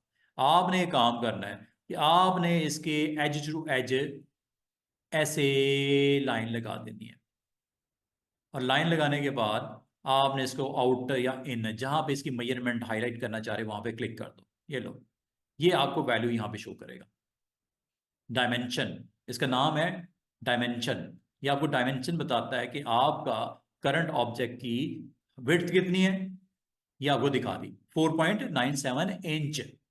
और अगर मैं इसकी हाइट लेना चाहूं स्टूडेंट्स, तो ये इनमें और कोई टूल नहीं है, टूल ये है पैरेलल डायमेंशन। क्लिक करो, और जहां पे आप इसकी वैल्यूज को दिखाना चाह रहे हो, आप इसके एज पे चले जाओ, आपको नजर आएगा इंडिकेटर एज, यहां पे क्लिक करके ड्रैग करना शुरू करो उस डायरेक्शन में। और इसके दूसरे एज पे जाके जहां पे इसकी डायरेक्शन की वैल्यू को शो करना है, इस पॉइंट टू पॉइंट डायरेक्शन को शो करना है, यहां पे जाने के बाद आपने माउस बटन को जो आपने अभी स्टिल प्रेस किया हुआ है, इसको छोड़ दो। छोड़ने के बाद अब आप इसकी वैल्यूज को कहाँ जनरेट करना चाह रहे हो, ओवर ऑन द लाइन, और लेफ्ट ऑफ द लाइन और राइट ऑफ द लाइन, इतनी सी बात है। ये देख रहे हो, हैंडल आ रहा है, इधर दिखाना है, इधर दिखाना है, मेजरमेंट कहाँ शो करनी है, जितनी दूर शो करनी है, कहाँ शो करनी है, वहां पे क्लिक कर दो। तो ये एक वैल्यू आपको सेंटर में यहाँ पे नजर आएगी। ये इस कि विड्थ और हाइट को हाईलाइट करके आपको दिखाने के लिए पैरेलल डायमेंशन की ऑप्शन हो सकती है। इसका यूज जहां आप करना चाहो आप कर सकते हो। बाज़ औक़ात आप अपने पेज के ऊपर अपने घर का कोई नक्शा वक्शा बनाना चाहो या कोई इस तरह की चीज दिखाना चाहो, ये दिखाई जा सकती है। और इसकी कितनी विड्थ और कितनी हाइट रखनी है, या एक शेप मैंने बनाई, एक रेक्टेंगल मैंने बनाया है, और रेक्टेंगल बनाने के बाद मैंने आपको कहा कि इस रेक्टेंगल की जरा मेजरमेंट तो लिखो कितनी है। मेजरमेंट ने आपकी दो डायमेंशन दो होती हैं इसकी, एक विड्थ होती है, एक हाइट होती है। कोई भी शेप जब बनती है रेक्टेंगल या स्क्वायर, उसकी एक विड्थ होती है, एक हाइट होती है। तो आप इस तरह इसको स्क्रीन के ऊपर अगर आपने विजिबल करना हो तो ये एक अच्छी ऑप्शन है, इसका नाम है पैरेलल डायमेंशन। और अच्छा एक और चीज, ये तो मैंने इसका रेक्टेंगल का बताया। ये चीज आप स्टूडेंट्स, कोई ट्राइंगल है, कोई ट्राइंगल है, उसका एंगल आपने बताना है। ठीक है, एंगल आपको पता है दो लाइनों के दरमियान में जो एंगल बनता है, दो लाइनें कम से कम होती है ना, तो उसके दरमियान में जो एंगल बनता है 45 डिग्रीज है, 90 डिग्रीज है, 75 है, 60 है, 30 है, जितना आपने उसका एंगल बताना है वो भी आप बता सकते हो। मिसाल के तौर पे मैं एक शेप बनाता हूँ, या चलिए सर्कल बनाता हूँ। ये देखो, ये सर्कल है। अगर आपको इसकी डायमेंशन बतानी है, इसकी विड्थ और हाइट बतानी है, again you have a tool, name is dimension tool, parallel dimension tool. और ये आपको अलाउ करता है एज टू एज, और आगे आप इसकी वैल्यू भी आ गई, ये देख रहे हो। और इसी तरह अगर इलिप्स होगा तो विड्थ और हाइट डिफरेंट होती है।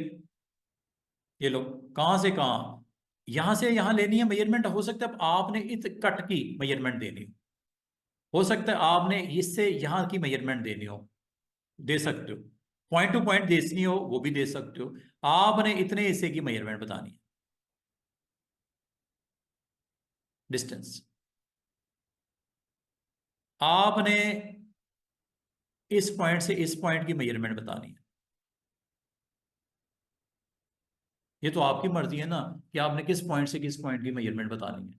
तो ये आपको डिस्प्ले कर देता है पैरेलल डायमेंशन में। ये एक अच्छी ऑप्शन है जिससे थ्रू आप अपनी उस वैल्यू को हाईलाइट कर सकते हो। मिसाल के तौर पे आपने इस पॉइंट से लेके इस पॉइंट तक की मेजरमेंट बतानी है, कहाँ बतानी है, इस यहीं शो करनी है, बाहर की तरफ शो करनी है, यहीं शो करनी है, यहाँ पे भी कर सकते हो। दो पॉइंट्स के दरमियान का डिस्टेंस, पैरेलल डायमेंशन आपको अलाउ करता है कि बाद वक़्त आप अपनी जो शेप्स बना रहे हो उसमें आपको जरूरत पड़ सकती है उसकी एग्जैक्टली मेजरमेंट। आप अगर दिखाना चाह रहे हो तो इस तरह आप दिखा सकते हो। समझ आ रही बात की। अच्छा, अब अच्छा बाद वक़्त ना आपको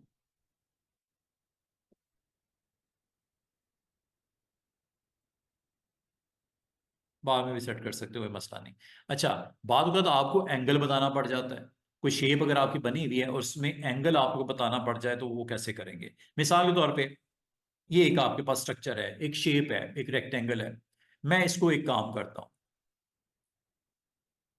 ये देखिएगा, इसको पहले तो मैं कर्व पे कन्वर्ट करूंगा। अब ये देखिएगा मैं क्या करने लगा। अगर आपको मैं ये कहूँ कि ये एंगल क्या बनता है, या ये एंगल क्या बनता है, या ये एंगल क्या बनता है, शेप की मेजरमेंट में एंगल शो करना है, नॉट विड्थ और हाइट। अगर आप विड्थ राइट देना चाहो, अगर मैं आपको ये ट्राइंगल है, ट्राइंगल की आपको विड्थ और हाइट बतानी है तो गो with tool name is parallel. ये तो आप कर लेते हो, ये देखो पॉइंट टू पॉइंट, ये लो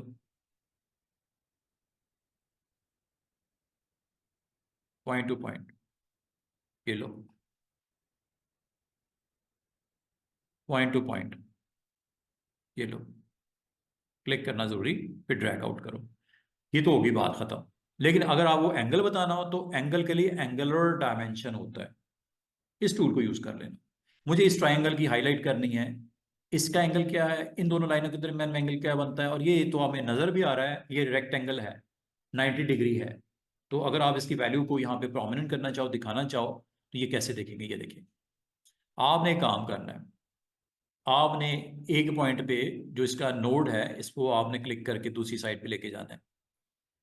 ठीक है, और इसके बाद आपने ड्रॉप कर देना है इसको ऐसे पहली लाइन की तरफ। और जैसे ही आप इसको क्लिक करोगे वहां पे आपको इसकी मेजरमेंट वैल्यू यहाँ पे दिखाई देगी। ठीक है, जैसे आप, और इसको अगर आप थोड़ा सा वाया इसका बढ़ा के दिखाना चाह रहे हो, क्लोज दिखाना चाह रहे हो, ये आपकी मर्जी है। या आपके पास डिग्रीज की वैल्यू यहाँ पे आ जाएगी, क्योंकि लाइन आपने थोड़ी टेढ़ी लगाई थी, 81 पॉइंट समथिंग आ गया। ठीक है। और अगर आपको कहो इसकी मुझे मेजरमेंट बतानी है, इसकी बता देते हैं। You need to go with, tool का नाम क्या है, एंगुलर डायरेक्शन। एंगुलर डायरेक्शन पे आपने क्लिक करना है, और उसके बाद आपने अपने उस ऑब्जेक्ट को, ये जो आपका ऑब्जेक्ट है, इसके ऊपर आप आ जाओ, और आने के बाद आप इस पॉइंट को स्ट्रेट ये ड्रॉ कर दिया। करने के बाद आपने माउस बटन को छोड़ दिया हुआ है। अब आपने इसकी दूसरी लाइन का सेगमेंट बताओ जिसके दरमियान का एंगल चाहिए, उस तरफ आप बढ़ना शुरू हो जाओ। ठीक है। और अगर आप इसको ऐसे भी कर लोगे कोई मसला नहीं, और वैसे आपको वो ब्लू कलर में दिख भी रहा है, 25 पॉइंट समथिंग आपको दिख रहा है। और अगर आप इसको टच कर दोगे तो यहाँ तक कि आपको एग्जैक्टली जो मेजरमेंट है वो आप क्लिक करने पे वो अवेलेबल हो जाएगी, जो कि 34.08 का एंगल बनता है। तो इसका मतलब है कभी भी आपने एंगुलर डायमेंशन को अगर आपने अप्लाई करना हो, लिस्ट में से क्लिक कर देना, और यहाँ पे आपने नोड पे क्लिक करने के बाद दूसरी साइड पे जाना है। जाने के बाद आपने माउस बटन को रिलीज करके दूसरी साइड की तरफ चले जाओ, जिसके साथ इसकी मेजरमेंट दरमियान की शो करनी है। और जब आप उसको क्लिक कर दोगे तो ये वैल्यू यहाँ पे शो कर देगा। This is A exactly degree value. ठीक है।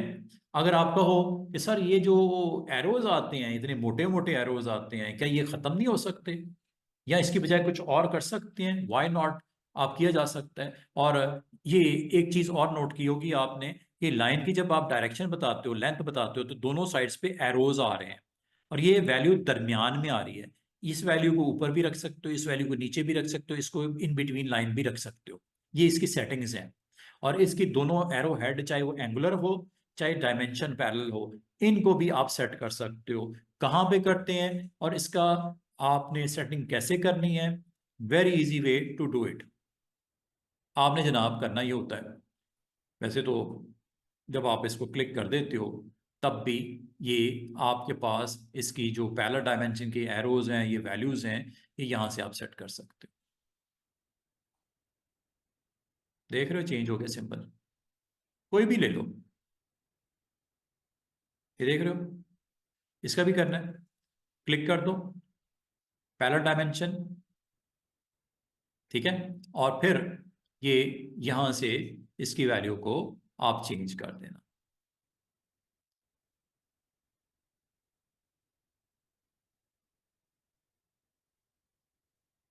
Just you need to select and then go with dimension, और ये है जी डिफरेंट डिफरेंट आपकी वैल्यूज जो आप देना चाहो इस सेगमेंट के ऊपर अटेम्प्ट कर सकते हो। अच्छा, बाल का आप कहते हो कि सर ये वैल्यू जो दिखती हैं इसको देख लो, ये जो वैल्यू दिखती है इसको अबव करनी है, बिलो करना है, ये यहां से हो जाता है। क्या लिखा हुआ है? Text above dimension line, click कर दूं, वो देखो सेंटर में टेक्स्ट कहाँ गया, ऊपर चला गया ना। ये छोटी छोटी वैल्यूज हैं। टेक्स्ट बिलो डायमेंशन लाइन, इसको आप बाद में भी डिसाइड कर सकते हो। थ्रू डायमेंशन लाइन, जो कि बाय डिफॉल्ट होती है। ये छोटी छोटी सेटिंग्स हैं, ये आप कर सकते हो। और मजे की बात है, इसके अराउंड अगर आपको बॉक्स बनाना हो ना, बॉक्स भी बना सकते हो। ये देखो, ये बॉक्स में वैल्यू शो करेगा। छोटी छोटी ऑप्शंस हैं। फोर्स टेक्स्ट हॉरिजॉन्टली, मतलब सीधा कर दो इसको, पेज के हिसाब से सीधा कर दो इस टेक्स्ट को, वरना तो वो डायगोनल था ना, तो उसके साथ ही वो उसी फ्लो में जा रहा था। ये स्ट्रेट हो गया। इसका मतलब ये छोटी छोटी ऑप्शंस हैं, कभी अगर आपको जरूरत पड़े, बाय डिफॉल्ट वैसे ये होती है। ठीक है। और ये ऑप्शन को आपने टिक किया हुआ है, फोर्स किया हुआ है, इसको ऑफ कर दो। ये देख रहे हो छोटा सा, ये आपको क्लिक किया हुआ नजर आ रहा है, इसको ऑफ कर दो तो फिर वैसे ही हो जाएगा डायगोनल। और ये लाइन को भी आप नन कर सकते हो, लाइन को भी मोटा भी कर सकते हो। हेयर लाइन होती है बाय डिफॉल्ट। और मजे की बात, अगर आप चाहो इसकी जो मेजरमेंट है वो इसमें आप देख रहे हो लाइन की डेसिमल प्लेसेस को फिक्स किया गया है, दो डेसिमल प्लेसेस, 4.88 है ना। अगर आपको इसको भी कंट्रोल करना हो यहां से कर लेना, राउंड कर दिया उसने 4.88 को, राउंड करके 4.88 अप्रोक्सीमेटली 5 होता है। वो उसने कर दिया। बाद का तो आपको अपने डिजाइन के अंदर इसको वैल्यूज को कंट्रोल करना पड़ता है, और ये आप जा सकते हो इतनी लेंथ तक, कितनी डिटेल वैल्यू, पॉइंट समथिंग तक भी वो डिटेल में चला गया। और आप यहां से, जी क्वेश्चन,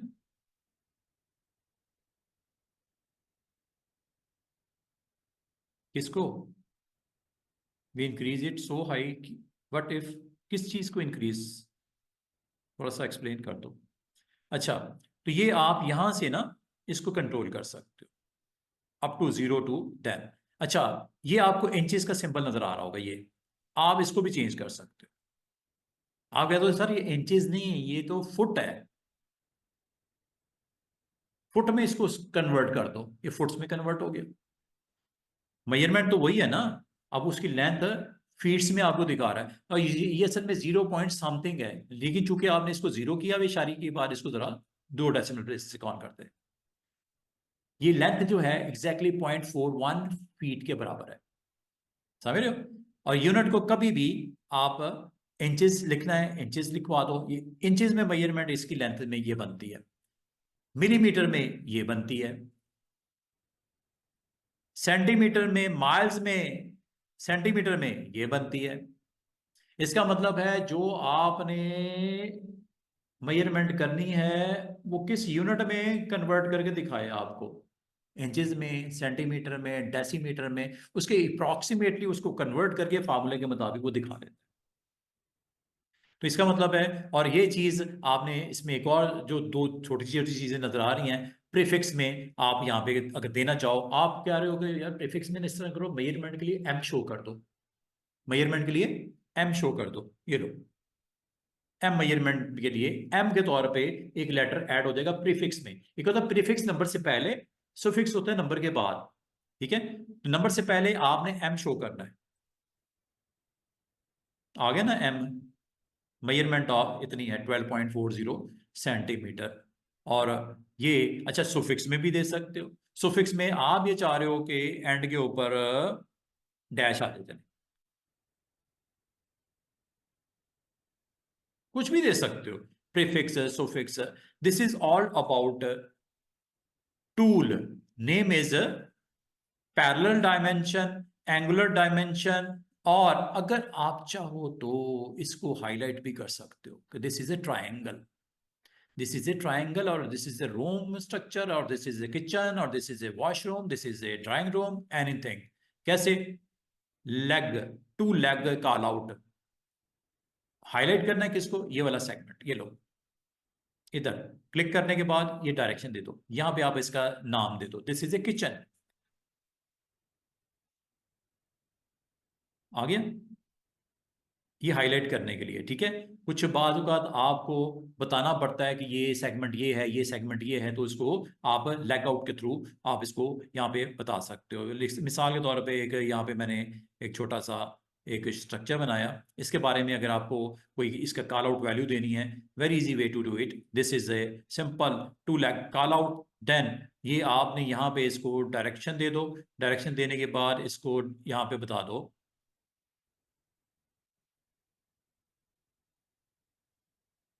डाइनिंग टेबल, टेबल लिख देते हैं, ठीक है। तो ये देखो,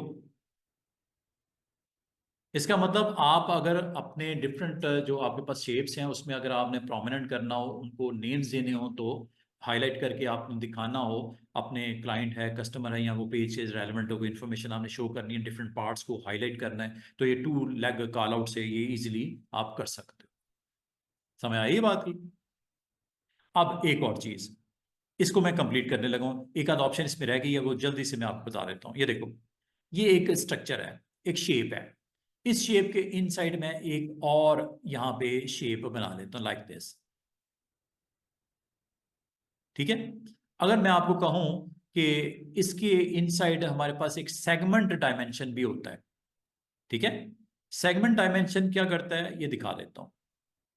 एक काम करते हैं, इसका स्ट्रोक का कलर डिफरेंट कर देता हूं ताकि आपको नजर आए, ये प्रोमिनेंट हो गया, ठीक है, एक सेगमेंट यहाँ पे आपको दिखाई दे रहा है।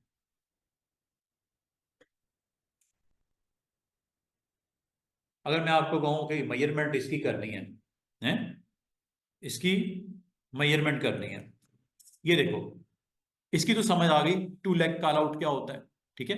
और अब ये क्या करता है, सेगमेंट डायमेंशन, ये देखो, मैंने यहां से लेके, अच्छा ये डिफरेंट है, किस तरह डिफरेंट है, ये करता क्या है, इससे फायदा पता क्या होता है, आप अगर किसी शेप को क्लिक करो स्टूडेंट्स, अगर आप किसी शेप को क्लिक करो तो इसके कॉर्नर्स के ऊपर नोड्स होती हैं, ये आपको हाईलाइट करके दिखा रहा है, वो तो कॉर्नर पे लिखा हुआ है नोड, और इसके इस कॉर्नर पे भी है एक नोड, इसके ये कॉर्नर पे भी एक नोड, और ये कॉर्नर पे भी है नोड। आप एक तो तरीका ये है, पैरेलल डायमेंशन से जितनी विड्थ और हाइट बतानी है वो आप खुद से ड्रैग करके निकाल के दिखा दो, जो कि मैं आपको दोबारा से कंपैरिजन बताने लगा हूं। पैरेलल डायमेंशन और सेगमेंट डायमेंशन में फर्क क्या है ये बताने लगा हूं। ये देखो, पैरेलल डायमेंशन में ये होता है कि आप कहीं से भी आप एक पार्ट को आप यहां पे रिप्रेजेंट कर सकते हो, पैरेलल में तो ये होता है कहीं से भी डिलीट कर देते हो। ये आपको क्या फैसिलिटेट करता है, ये क्यों डिफरेंट है, इससे ये होता है कि आप सेगमेंट डायमेंशन में जब जाते हो, इसमें जो आपके एंकर नोड्स आ जाएंगी, ये देख रहे हो एक डॉटेड लाइन नजर आ रही है, इसके अंदर जो नोड आ जाएगी उसके ऊपर ये आपको वैल्यू क्रिएट करके दे देगा, आपको खुद से मेहनत करने की जरूरत नहीं जो पहले कर रहे थे। दोबारा से देखो, ऐसे मैंने क्लिक किया, इसके अंदर कौन कौन सा आपका नोड्स आ रही हैं, किसकी, रेड रेक्टेंगल की नोड्स इंक्लूड जरूर हुई है, उसने खुद ही उसको जो है वहां से पिक कर लिया।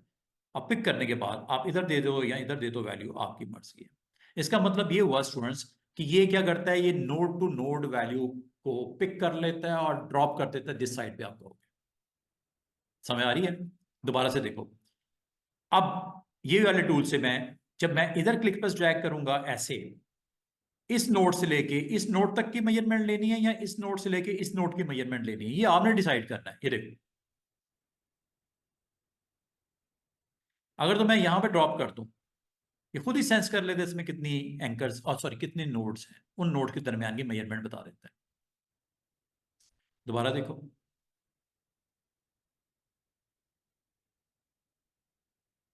ये खुद ब खुद उस सेगमेंट को सेंस करने के बाद उसकी वैल्यू को क्रिएट कर देता है। समझ बात? ये देखो इधर,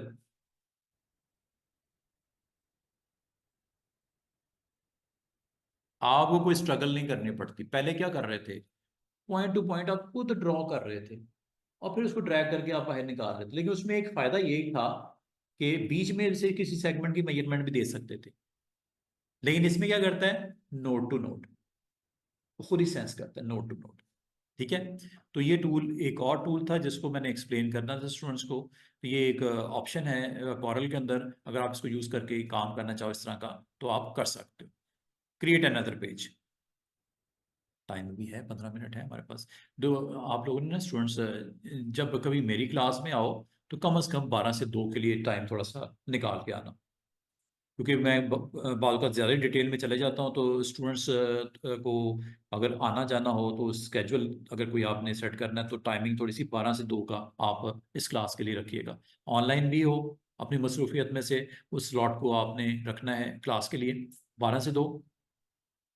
यहाँ आना चाहो तब भी 12 से 2, 2 बजे के बाद मैं रोकूंगा नहीं, आप निकल जाओ चाहे क्लास से, कोई मसला नहीं।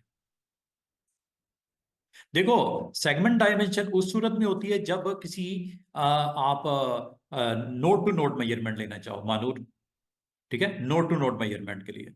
और पैरेलल डायमेंशन होती है कि आप कहीं से भी किसी भी सेगमेंट को आप पैरेलल डायमेंशन के थ्रू क्रिएट करना दिखाना चाहो, वो आपकी नोड टू नोड भी हो सकती है और विद इन द लाइन भी हो सकती है। ठीक है, अच्छा, अब मैं आपको कुछ और इंटरेस्टिंग टूल जो अभी मैं बताना चाहूंगा वो ये कि आपको बाज़ औक़ात जो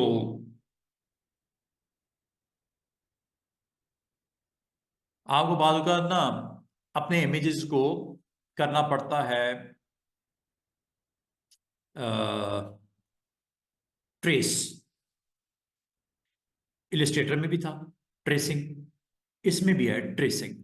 ट्रेसिंग अगर आप करना चाहो आप ट्रेसिंग कर सकते हो। ट्रेस करने के लिए आपका टूल जो अवेलेबल है वो मेन्यू है बिटमैप का। बिटमैप के थ्रू भी आप ट्रेसिंग अगर करना चाहो तो ये ट्रेसिंग की जा सकती है।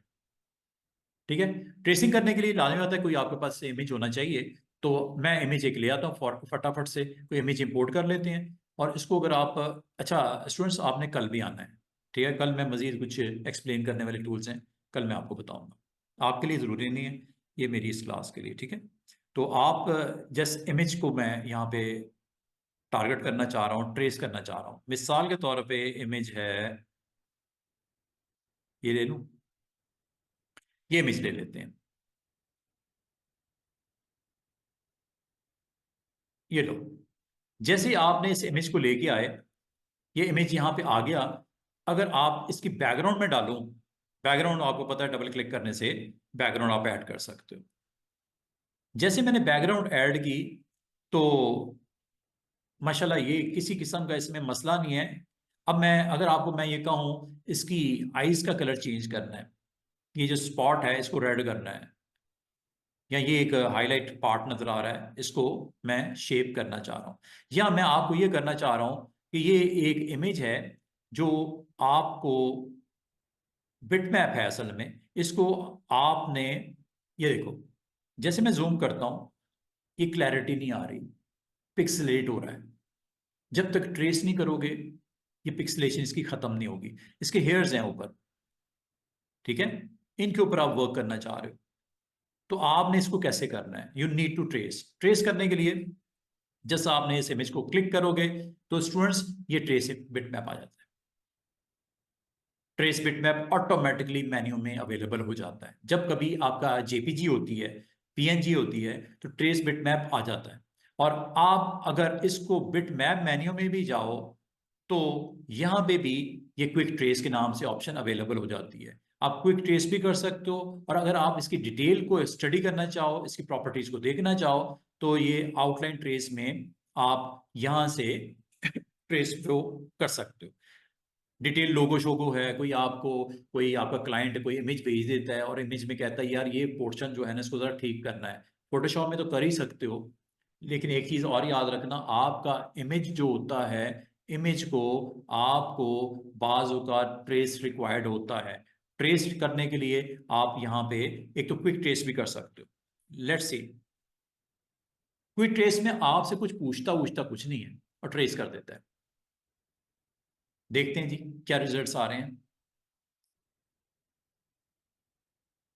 थोड़ा टाइम लगता है, ये ऐसा एक्शन है जिसमें आपकी जो रैम है और आपका अगर कार्ड लगा हुआ है, ग्राफिक कार्ड, अगर आपके पास ग्राफिक कार्ड, आप एक ऐसा लैपटॉप लेते हो, ये थोड़ा सा चीप भी पड़ता है, इंटरनल ग्राफिक कार्ड अगर लगा होगा तो आपके लिए थोड़ा सा प्रोसेसिंग स्पीड फास्ट हो जाती है। वरना इसका जो नॉर्मल प्रोसेसर है वो ग्राफिक्स को प्रोसेसिंग करने के लिए उसको टाइम टेकिंग जॉब होती है, बाद का सिस्टम बहुत ही स्लो हो जाता है। तो जो ग्राफिक्स के स्टूडेंट्स हैं उनके लिए जब वो अपनी प्रोफेशनल लाइफ में जाएंगे, as a career job graphic designing की जॉब करते हैं, तो आप एक्सटर्नल कार्ड या इंटरनल कार्ड के साथ अपने सिस्टम को रखो। हाँ, कॉस्ट बढ़ जाती है। एक्सटर्नल ग्राफिक कार्ड चूंकि वो एक्स्ट्रा एक आपका प्रोसेसिंग के लिए, फास्ट करने के लिए, एफिशिएंट करने के लिए, आपके सिस्टम को उसको मजीद अच्छा करने के लिए होता है, वो तकरीबन 40-50 हज़ार एक्स्ट्रा कॉस्ट आपको करनी पड़ती है। इंटरनल जरा सस्ता मिल जाता है, बिल्ट इन होता है।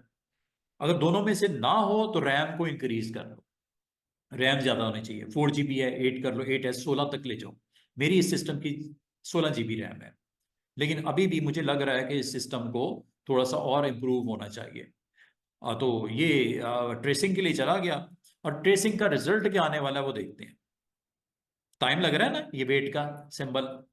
तो ये आपका मजीद अच्छा हो सकता है सिस्टम अगर आप इसमें कार्ड, आपका ये देखो ये ट्रेस हो गया। ट्रेस होने के बाद अब आप कहोगे सर ट्रेस होने से हुआ क्या है, ये तो बताएं। चेक कीजिएगा, हर चीज कर्व में कन्वर्ट हो गई है। पहले वो पिक्सेल्स थे, आप देख रहे हो हर चीज कर्व क्रिस्प हो गया, हर चीज क्रिस्पी हो गई है। पहले वो पिक्सल थी, अब वो क्रिस्प हो गई हैं, शेप्स बन गई हैं, कर्व्स बन गई हैं। वेक्टर से ये आपका रास्टर से वेक्टर ग्राफिक में कन्वर्ट हो गया आफ्टर ट्रेसिंग। और अब मजे की बात सुनो, अगर आपको कहा जाए इसके बूट्स का कलर चेंज करना है या ये आइस का कलर चेंज करना है। अब आपका जो इमेज था वो आफ्टर ट्रेसिंग ये कर्व्स में कन्वर्ट हो चुका है और ये एक ग्रुप ऑफ ऑब्जेक्ट्स है, ग्रुप ऑफ ऑब्जेक्ट्स है। कैसे? राइट क्लिक करो, अनग्रुप कर दो, चेक करो क्या हुआ। ये देख रहे हो साइड पे क्लिक करके, ये अलग सेगमेंट है, ये अलग सेगमेंट है, ये अलग सेगमेंट है, और ये आई का ये स्पॉट जो आपको नजर आ रहा है ये अलग सेगमेंट है। और ये ट्रेसिंग के बाद ही मुमकिन हो सका, वरना नहीं कर सकते थे ये काम। अगर आपको कहूं इसको थोड़ा बिग कर दो, ये लो, हुआ? कलर चेंज कर दो, हुआ? पहले तो नहीं हो रहा था, आफ्टर ट्रेसिंग पॉसिबल हो गया। ये ग्लासेस का ये देख रहे हो, ये लो, इस सेगमेंट का हर एक को आप अलग अलग डील कर सकते हो और बड़ा अच्छे तरीके से कर सकते हो। ये देखो, ये अलग कर्व है, समझ रहे बात को? काम में आपको फैसिलिटेट करता है अगर आप करना चाहो। अच्छा, इसमें क्विक ट्रेस में और ऑप्शंस को अगर विजिबल करके आपने ट्रेसिंग करके थोड़ा सा आसानी पैदा करनी है, अभी बड़ा मुश्किल हो रहा है काम। मुश्किल पता क्या हुआ, उसने इतने किसके सेगमेंट बना दिए, इतने छोटे छोटे छोटे सेगमेंट बना दिए जिसको डील करना काफी मुश्किल हो रहा है मुझे। हो तो जाएगा, ये नहीं कि नहीं होगा, काम थोड़ा सा मुश्किल हो गया। ये देखो बूट्स का कलर, ये वाला पार्ट अलग है। ये क्यों इसने अलग किया? क्योंकि इसके कलर और इसके कलर में थोड़ा सा डिफरेंस था। ये असल में ग्रुप कलर वाइज उसने कर दिया। ये देखो साइड पे क्लिक करके, ये अलग सेगमेंट है, ये देखो ब्लैक करना है टोटल, इसको भी ब्लैक करना है टोटल, ये लो, काम तो हो जाता है, काम करने में दिक्कत नहीं है। ये देखो ये अलग स्पॉट है, ये अलग स्पॉट है, कलर वाइज उसने डिफ्रेंशिएट कर दिया, हर सेगमेंट को अलग अलग कर दिया। ये आपके लिए उसने थोड़ी सी किया जरूर है। आपके जितनी इमेज था जो कि पिक्सल के ऊपर बेस कर रहा था, उसको कर्व्स में शेप्स में बना बना के आपकी सारी स्क्रीन के ऊपर विजिबल कर दिया।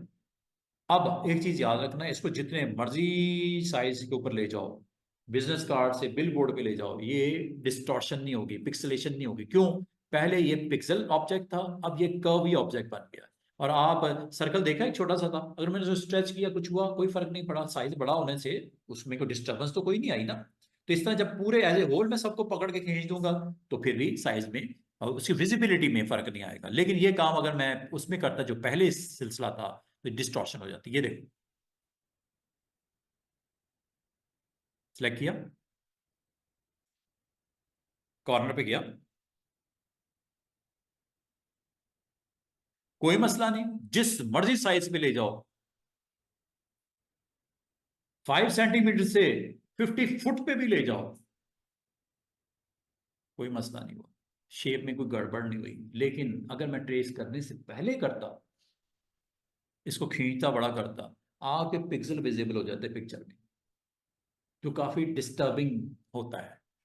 ये इमेज मैंने अगर बिलबोर्ड पे लगाना था, अगर मैं वैसे ही कर देता, बिग साइज का पेज है बिलबोर्ड के लिए मैं बना के दे देता, वो पहले जो था वो जेपीजी थी, जेपीजी को कन्वर्ट करना पड़ेगा ट्रेस के साथ वेक्टर फॉर्म में। वेक्टर फॉर्म में अगर आ गया ऑब्जेक्ट तो उसको साइज करना नो मैटर, जितना मर्जी बड़ा छोटा करो कुछ मसला नहीं। लेकिन इससे पहले अगर मैं कर देता ट्रेसिंग से पहले, तो आपके पिक्सलेट हो जाता इमेज। इसी तरह जिस तरह ये आपकी स्क्रीन है, फोटो है, अगर आप उस फोटो को उसी साइज में लगाना चाह रहे हो ठीक है, लेकिन जैसे ही आप उसको बिग साइज करते हो तो पिक्सल विजिबल हो जाने शुरू हो जाते हैं, पिक्चर के अंदर स्पॉट्स आने शुरू हो जाते हैं। वो क्यों होता है? वो आपका इमेज को बोलते हैं bitmap image, raster image, pixel image. But if you convert this raster into vector graphics तो पिक्सलेशन का इशू खत्म वेक्टर ग्राफिक्स में। लेकिन वेक्टर ग्राफिक बनाने के लिए अपने इमेज को आपको ट्रेस करना जरूरी होता है। ट्रेस मैंने अभी आपको बताया कैसे करते हैं, ठीक है। और अगर आपको ये कहूं मैं कि इसको एक और तरीके से किया जा सकता था, लेट्स सी वो तरीका क्या है। एक इमेज को मैं जल्दी से लेके आके मैं इसी ट्रेस को एक और एंगल से आपको दिखाना चाह रहा हूं।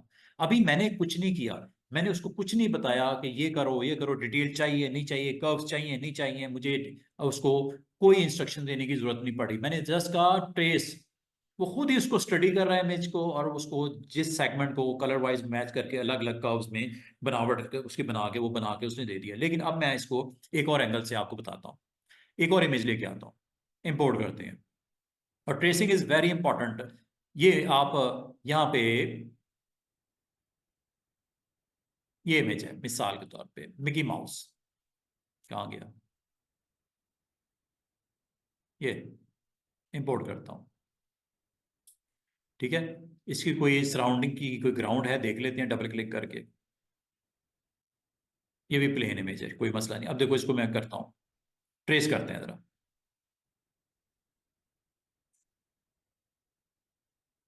ये लो जी, इसको ट्रेस करना है, लेकिन इस बार मैं जो ट्रेस करूंगा बिटमैप की क्विक ट्रेस से नहीं करूंगा, बल्कि ये आउटलाइन ट्रेस है, सेंट्रल लाइन ट्रेस है। लाइन ड्राइंग बनानी हो, टेक्निकल इलस्ट्रेशंस बनानी हो, सिर्फ लाइन स्ट्रक्चर चाहिए, आप ट्रेसिंग में वो भी कर सकते हैं। मैं अभी जा रहा हूं इसकी डिटेल के साथ, क्लिप आर्ट चले कर लेते हैं। ये देखो, अच्छा इसमें एक चीज और याद रखना, ये देखो ये बिफोर है और ये आफ्टर आने वाला है, नीचे देखो क्या होता है। और ये कुछ इसकी detail property, smoothing, corner curves वगैरह। अभी मैं आपको इन तीनों स्लाइडर्स को आगे पीछे करके आपको बताता हूँ। और ये क्या लिखा हुआ है, मर्ज एडजस्टमेंट। ये क्या लिखा हुआ है, रिमूव ओवरलैपिंग। और ये क्या लिखा हुआ है, ग्रुप बाय कलर। फायदा पता क्या इसका होता है, कि ये कलर और ये कलर मैच कर रहा है तो इनको एक ग्रुप के अंदर ही रखेगा। ये कलर अगर स्किन के इस कलर के साथ मैच करे तो इसका एक ग्रुप बना देगा। मुझे उस पूरे ग्रुप को एड्रेस करना, एडिट करना आसान हो जाएगा। और ये जब कर ले तो ओरिजिनल को रखना है तो इसको ऑफ कर दो, वरना ओरिजिनल डिलीट कर देगा। मतलब ओरिजिनल डिलीट करके आपका नया ऑब्जेक्ट, अगर आप ओरिजिनल को भी रखना चाह रहे हो, देखना चाह रहे हो, ये लो। अभी मैं एक काम करता हूं, रिव ये देखो, अगर इसका कोई बैकग्राउंड होता ना इधर, ये जिस तरह ये खुद ब खुद उसने खत्म कर दिया, ये लिखा हुआ है इसने, बैकग्राउंड कलर को रिमूव कर दो। अब जरा गौर कीजिएगा, मैं आपको यहाँ पे इसकी कुछ डिटेल्स दिखाता हूँ, चेक कीजिएगा। जाना है आपने? अच्छा ये देखो, यहां से इसकी डिटेल को आप कम ज्यादा कर सकते हो, देखो क्या फर्क पड़ रहा है। ये नीचे आपको एग्जैक्टली बता भी रहा है कितने कलर्स, 6। नोड्स कितनी बन रही हैं, 1 2 6 1। कर्व्स इसमें कितनी आ रही हैं, 29 कर्व्स बन रही हैं। जैसे जैसे डिटेल कम करोगे, देखो उधर प्रोग्रेस करने के बाद क्या दिखा रहा है, 5 कलर ऑब्जेक्ट, नोड्स कम, 19 कर्व्स। लेकिन और मजे की बात है, ये डिटेल जा रही है। माउथ देखो, नोज देखो गायब हो गया, ये देखो दरमियान में ये कर्व गायब हो गई, ये देख रहे हो, यहां निकल गई है। तो ये डिटेल लॉस्ट और डिटेल आपने शो करनी, फुल फ्लैश शो करना है। देखो जैसे जैसे मैं काम कर रहा हूं, आपका ओरिजिनल ऑब्जेक्ट के साथ इसकी डिटेल खत्म हो रही है। अब अगर आपने ओके कर दिया तो ये चीजें जो मिसिंग है मिसिंग ही होंगी। तो आपको क्या करना चाहिए, असूल की बात है, ठीक है। कर्व्स 8 पे आ गई, नोड्स 2000 से 1000 पे आ गई, कलर 6 से 4 पे आ गए, लेकिन डिटेल भी तो जा रही है।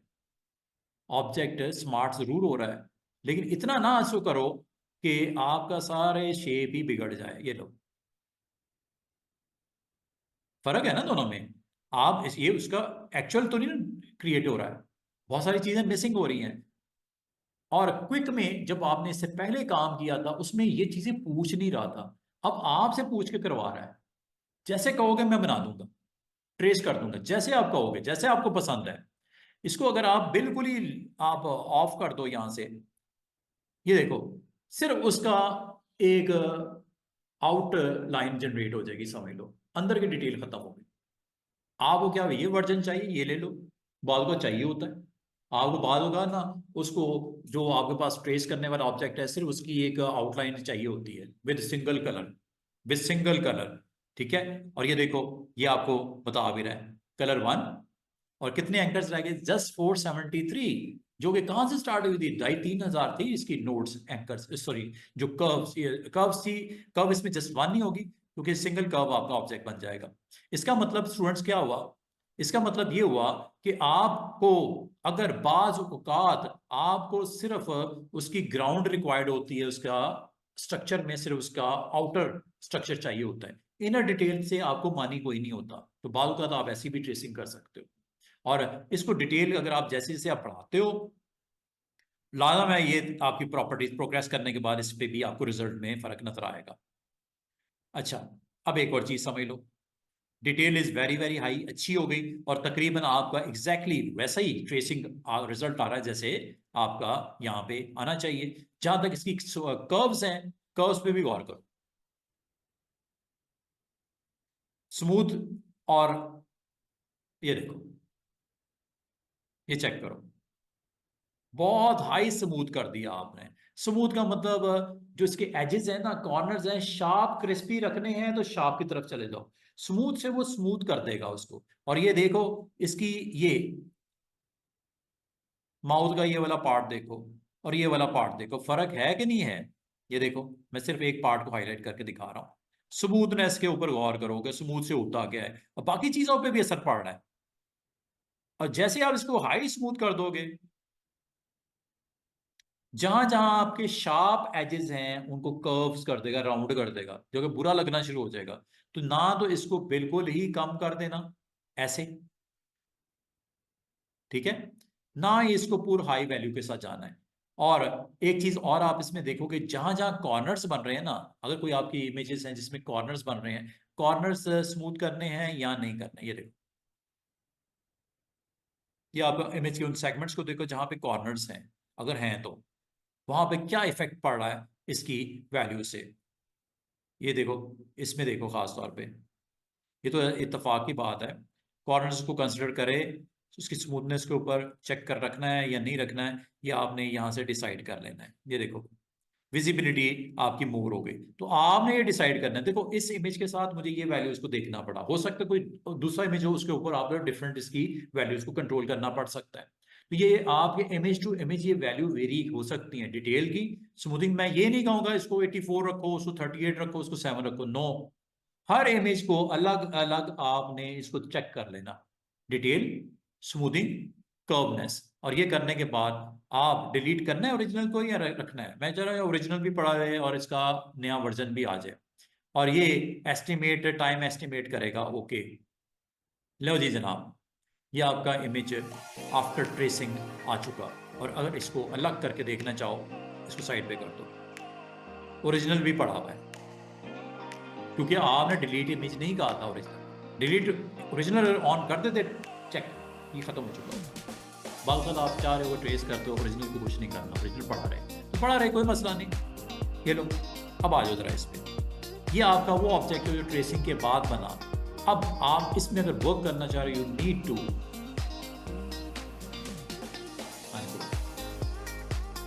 अनग्रुप करोगे तो, और अनग्रुप करने के बाद ये देखो, ये दोनों के कलर चूंकि मैच हो रहे हैं, ये एक ही ग्रुप का हिस्सा है। वो आपने कहा नहीं था ग्रुप बाय कलर, उससे हुआ ये काम, ग्रुप बाय कलर। ये क्लिक करता हूं,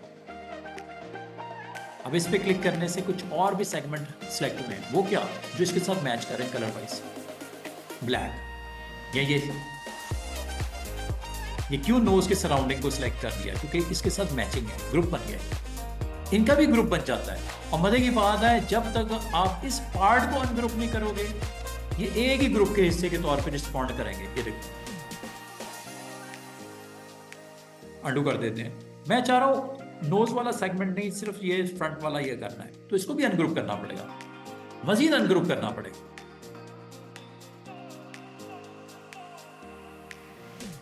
अब ये सेगमेंट अलग और ये सेगमेंट अलग हो चुका, मतलब ग्रुप का भी ग्रुप होता है, ग्रुप का भी ग्रुप हो सकता है। तो ये इस तरह ट्रेसिंग जब करते हो तो आपको इस तरह की फैसिलिटी मिल जाती है कि आप अगर चाहो तो आप ग्रुप बाय भी कर सकते हो, ग्रुप बाय कलर भी कर सकते हो, और इससे आप इंडिविजुअल आप अपने इन सेगमेंट्स को बड़े अच्छे तरीके से, अब ये ब्लैक के साथ मैचिंग जहाँ जहाँ ऑब्जेक्ट मैच कर रहा है, इसको आप एक काम करो, इसको भी अनग्रुप कर दो। अब देखो, ठीक है, इसको भी आप अनग्रुप तब तक करो जब तक वो अलहदा ना कर दे, ठीक है। और इस तरह आप इसको सिलेक्ट करके, अब ये देखो, ये वाइट स्पॉट आपको नजर आ रहा है, ये वाइट के साथ आपका ग्रुप में पड़ा हुआ है, इसको अनग्रुप करो, या आप अलग से आप देख सकते पहले अलाउ नहीं कर रहा था, अब आपको अलाउ क्यों कर रहा है? क्योंकि आपने इसको ग्रुप से निकाल दिया है। ठीक है, तो जब कभी आप इस तरह का प्रेसिंग रिजल्ट आ जाए तो उसको आपने बड़ा अच्छे तरीके से समझते हुए ये काम करके अपना एक्शन को कंप्लीट करना है।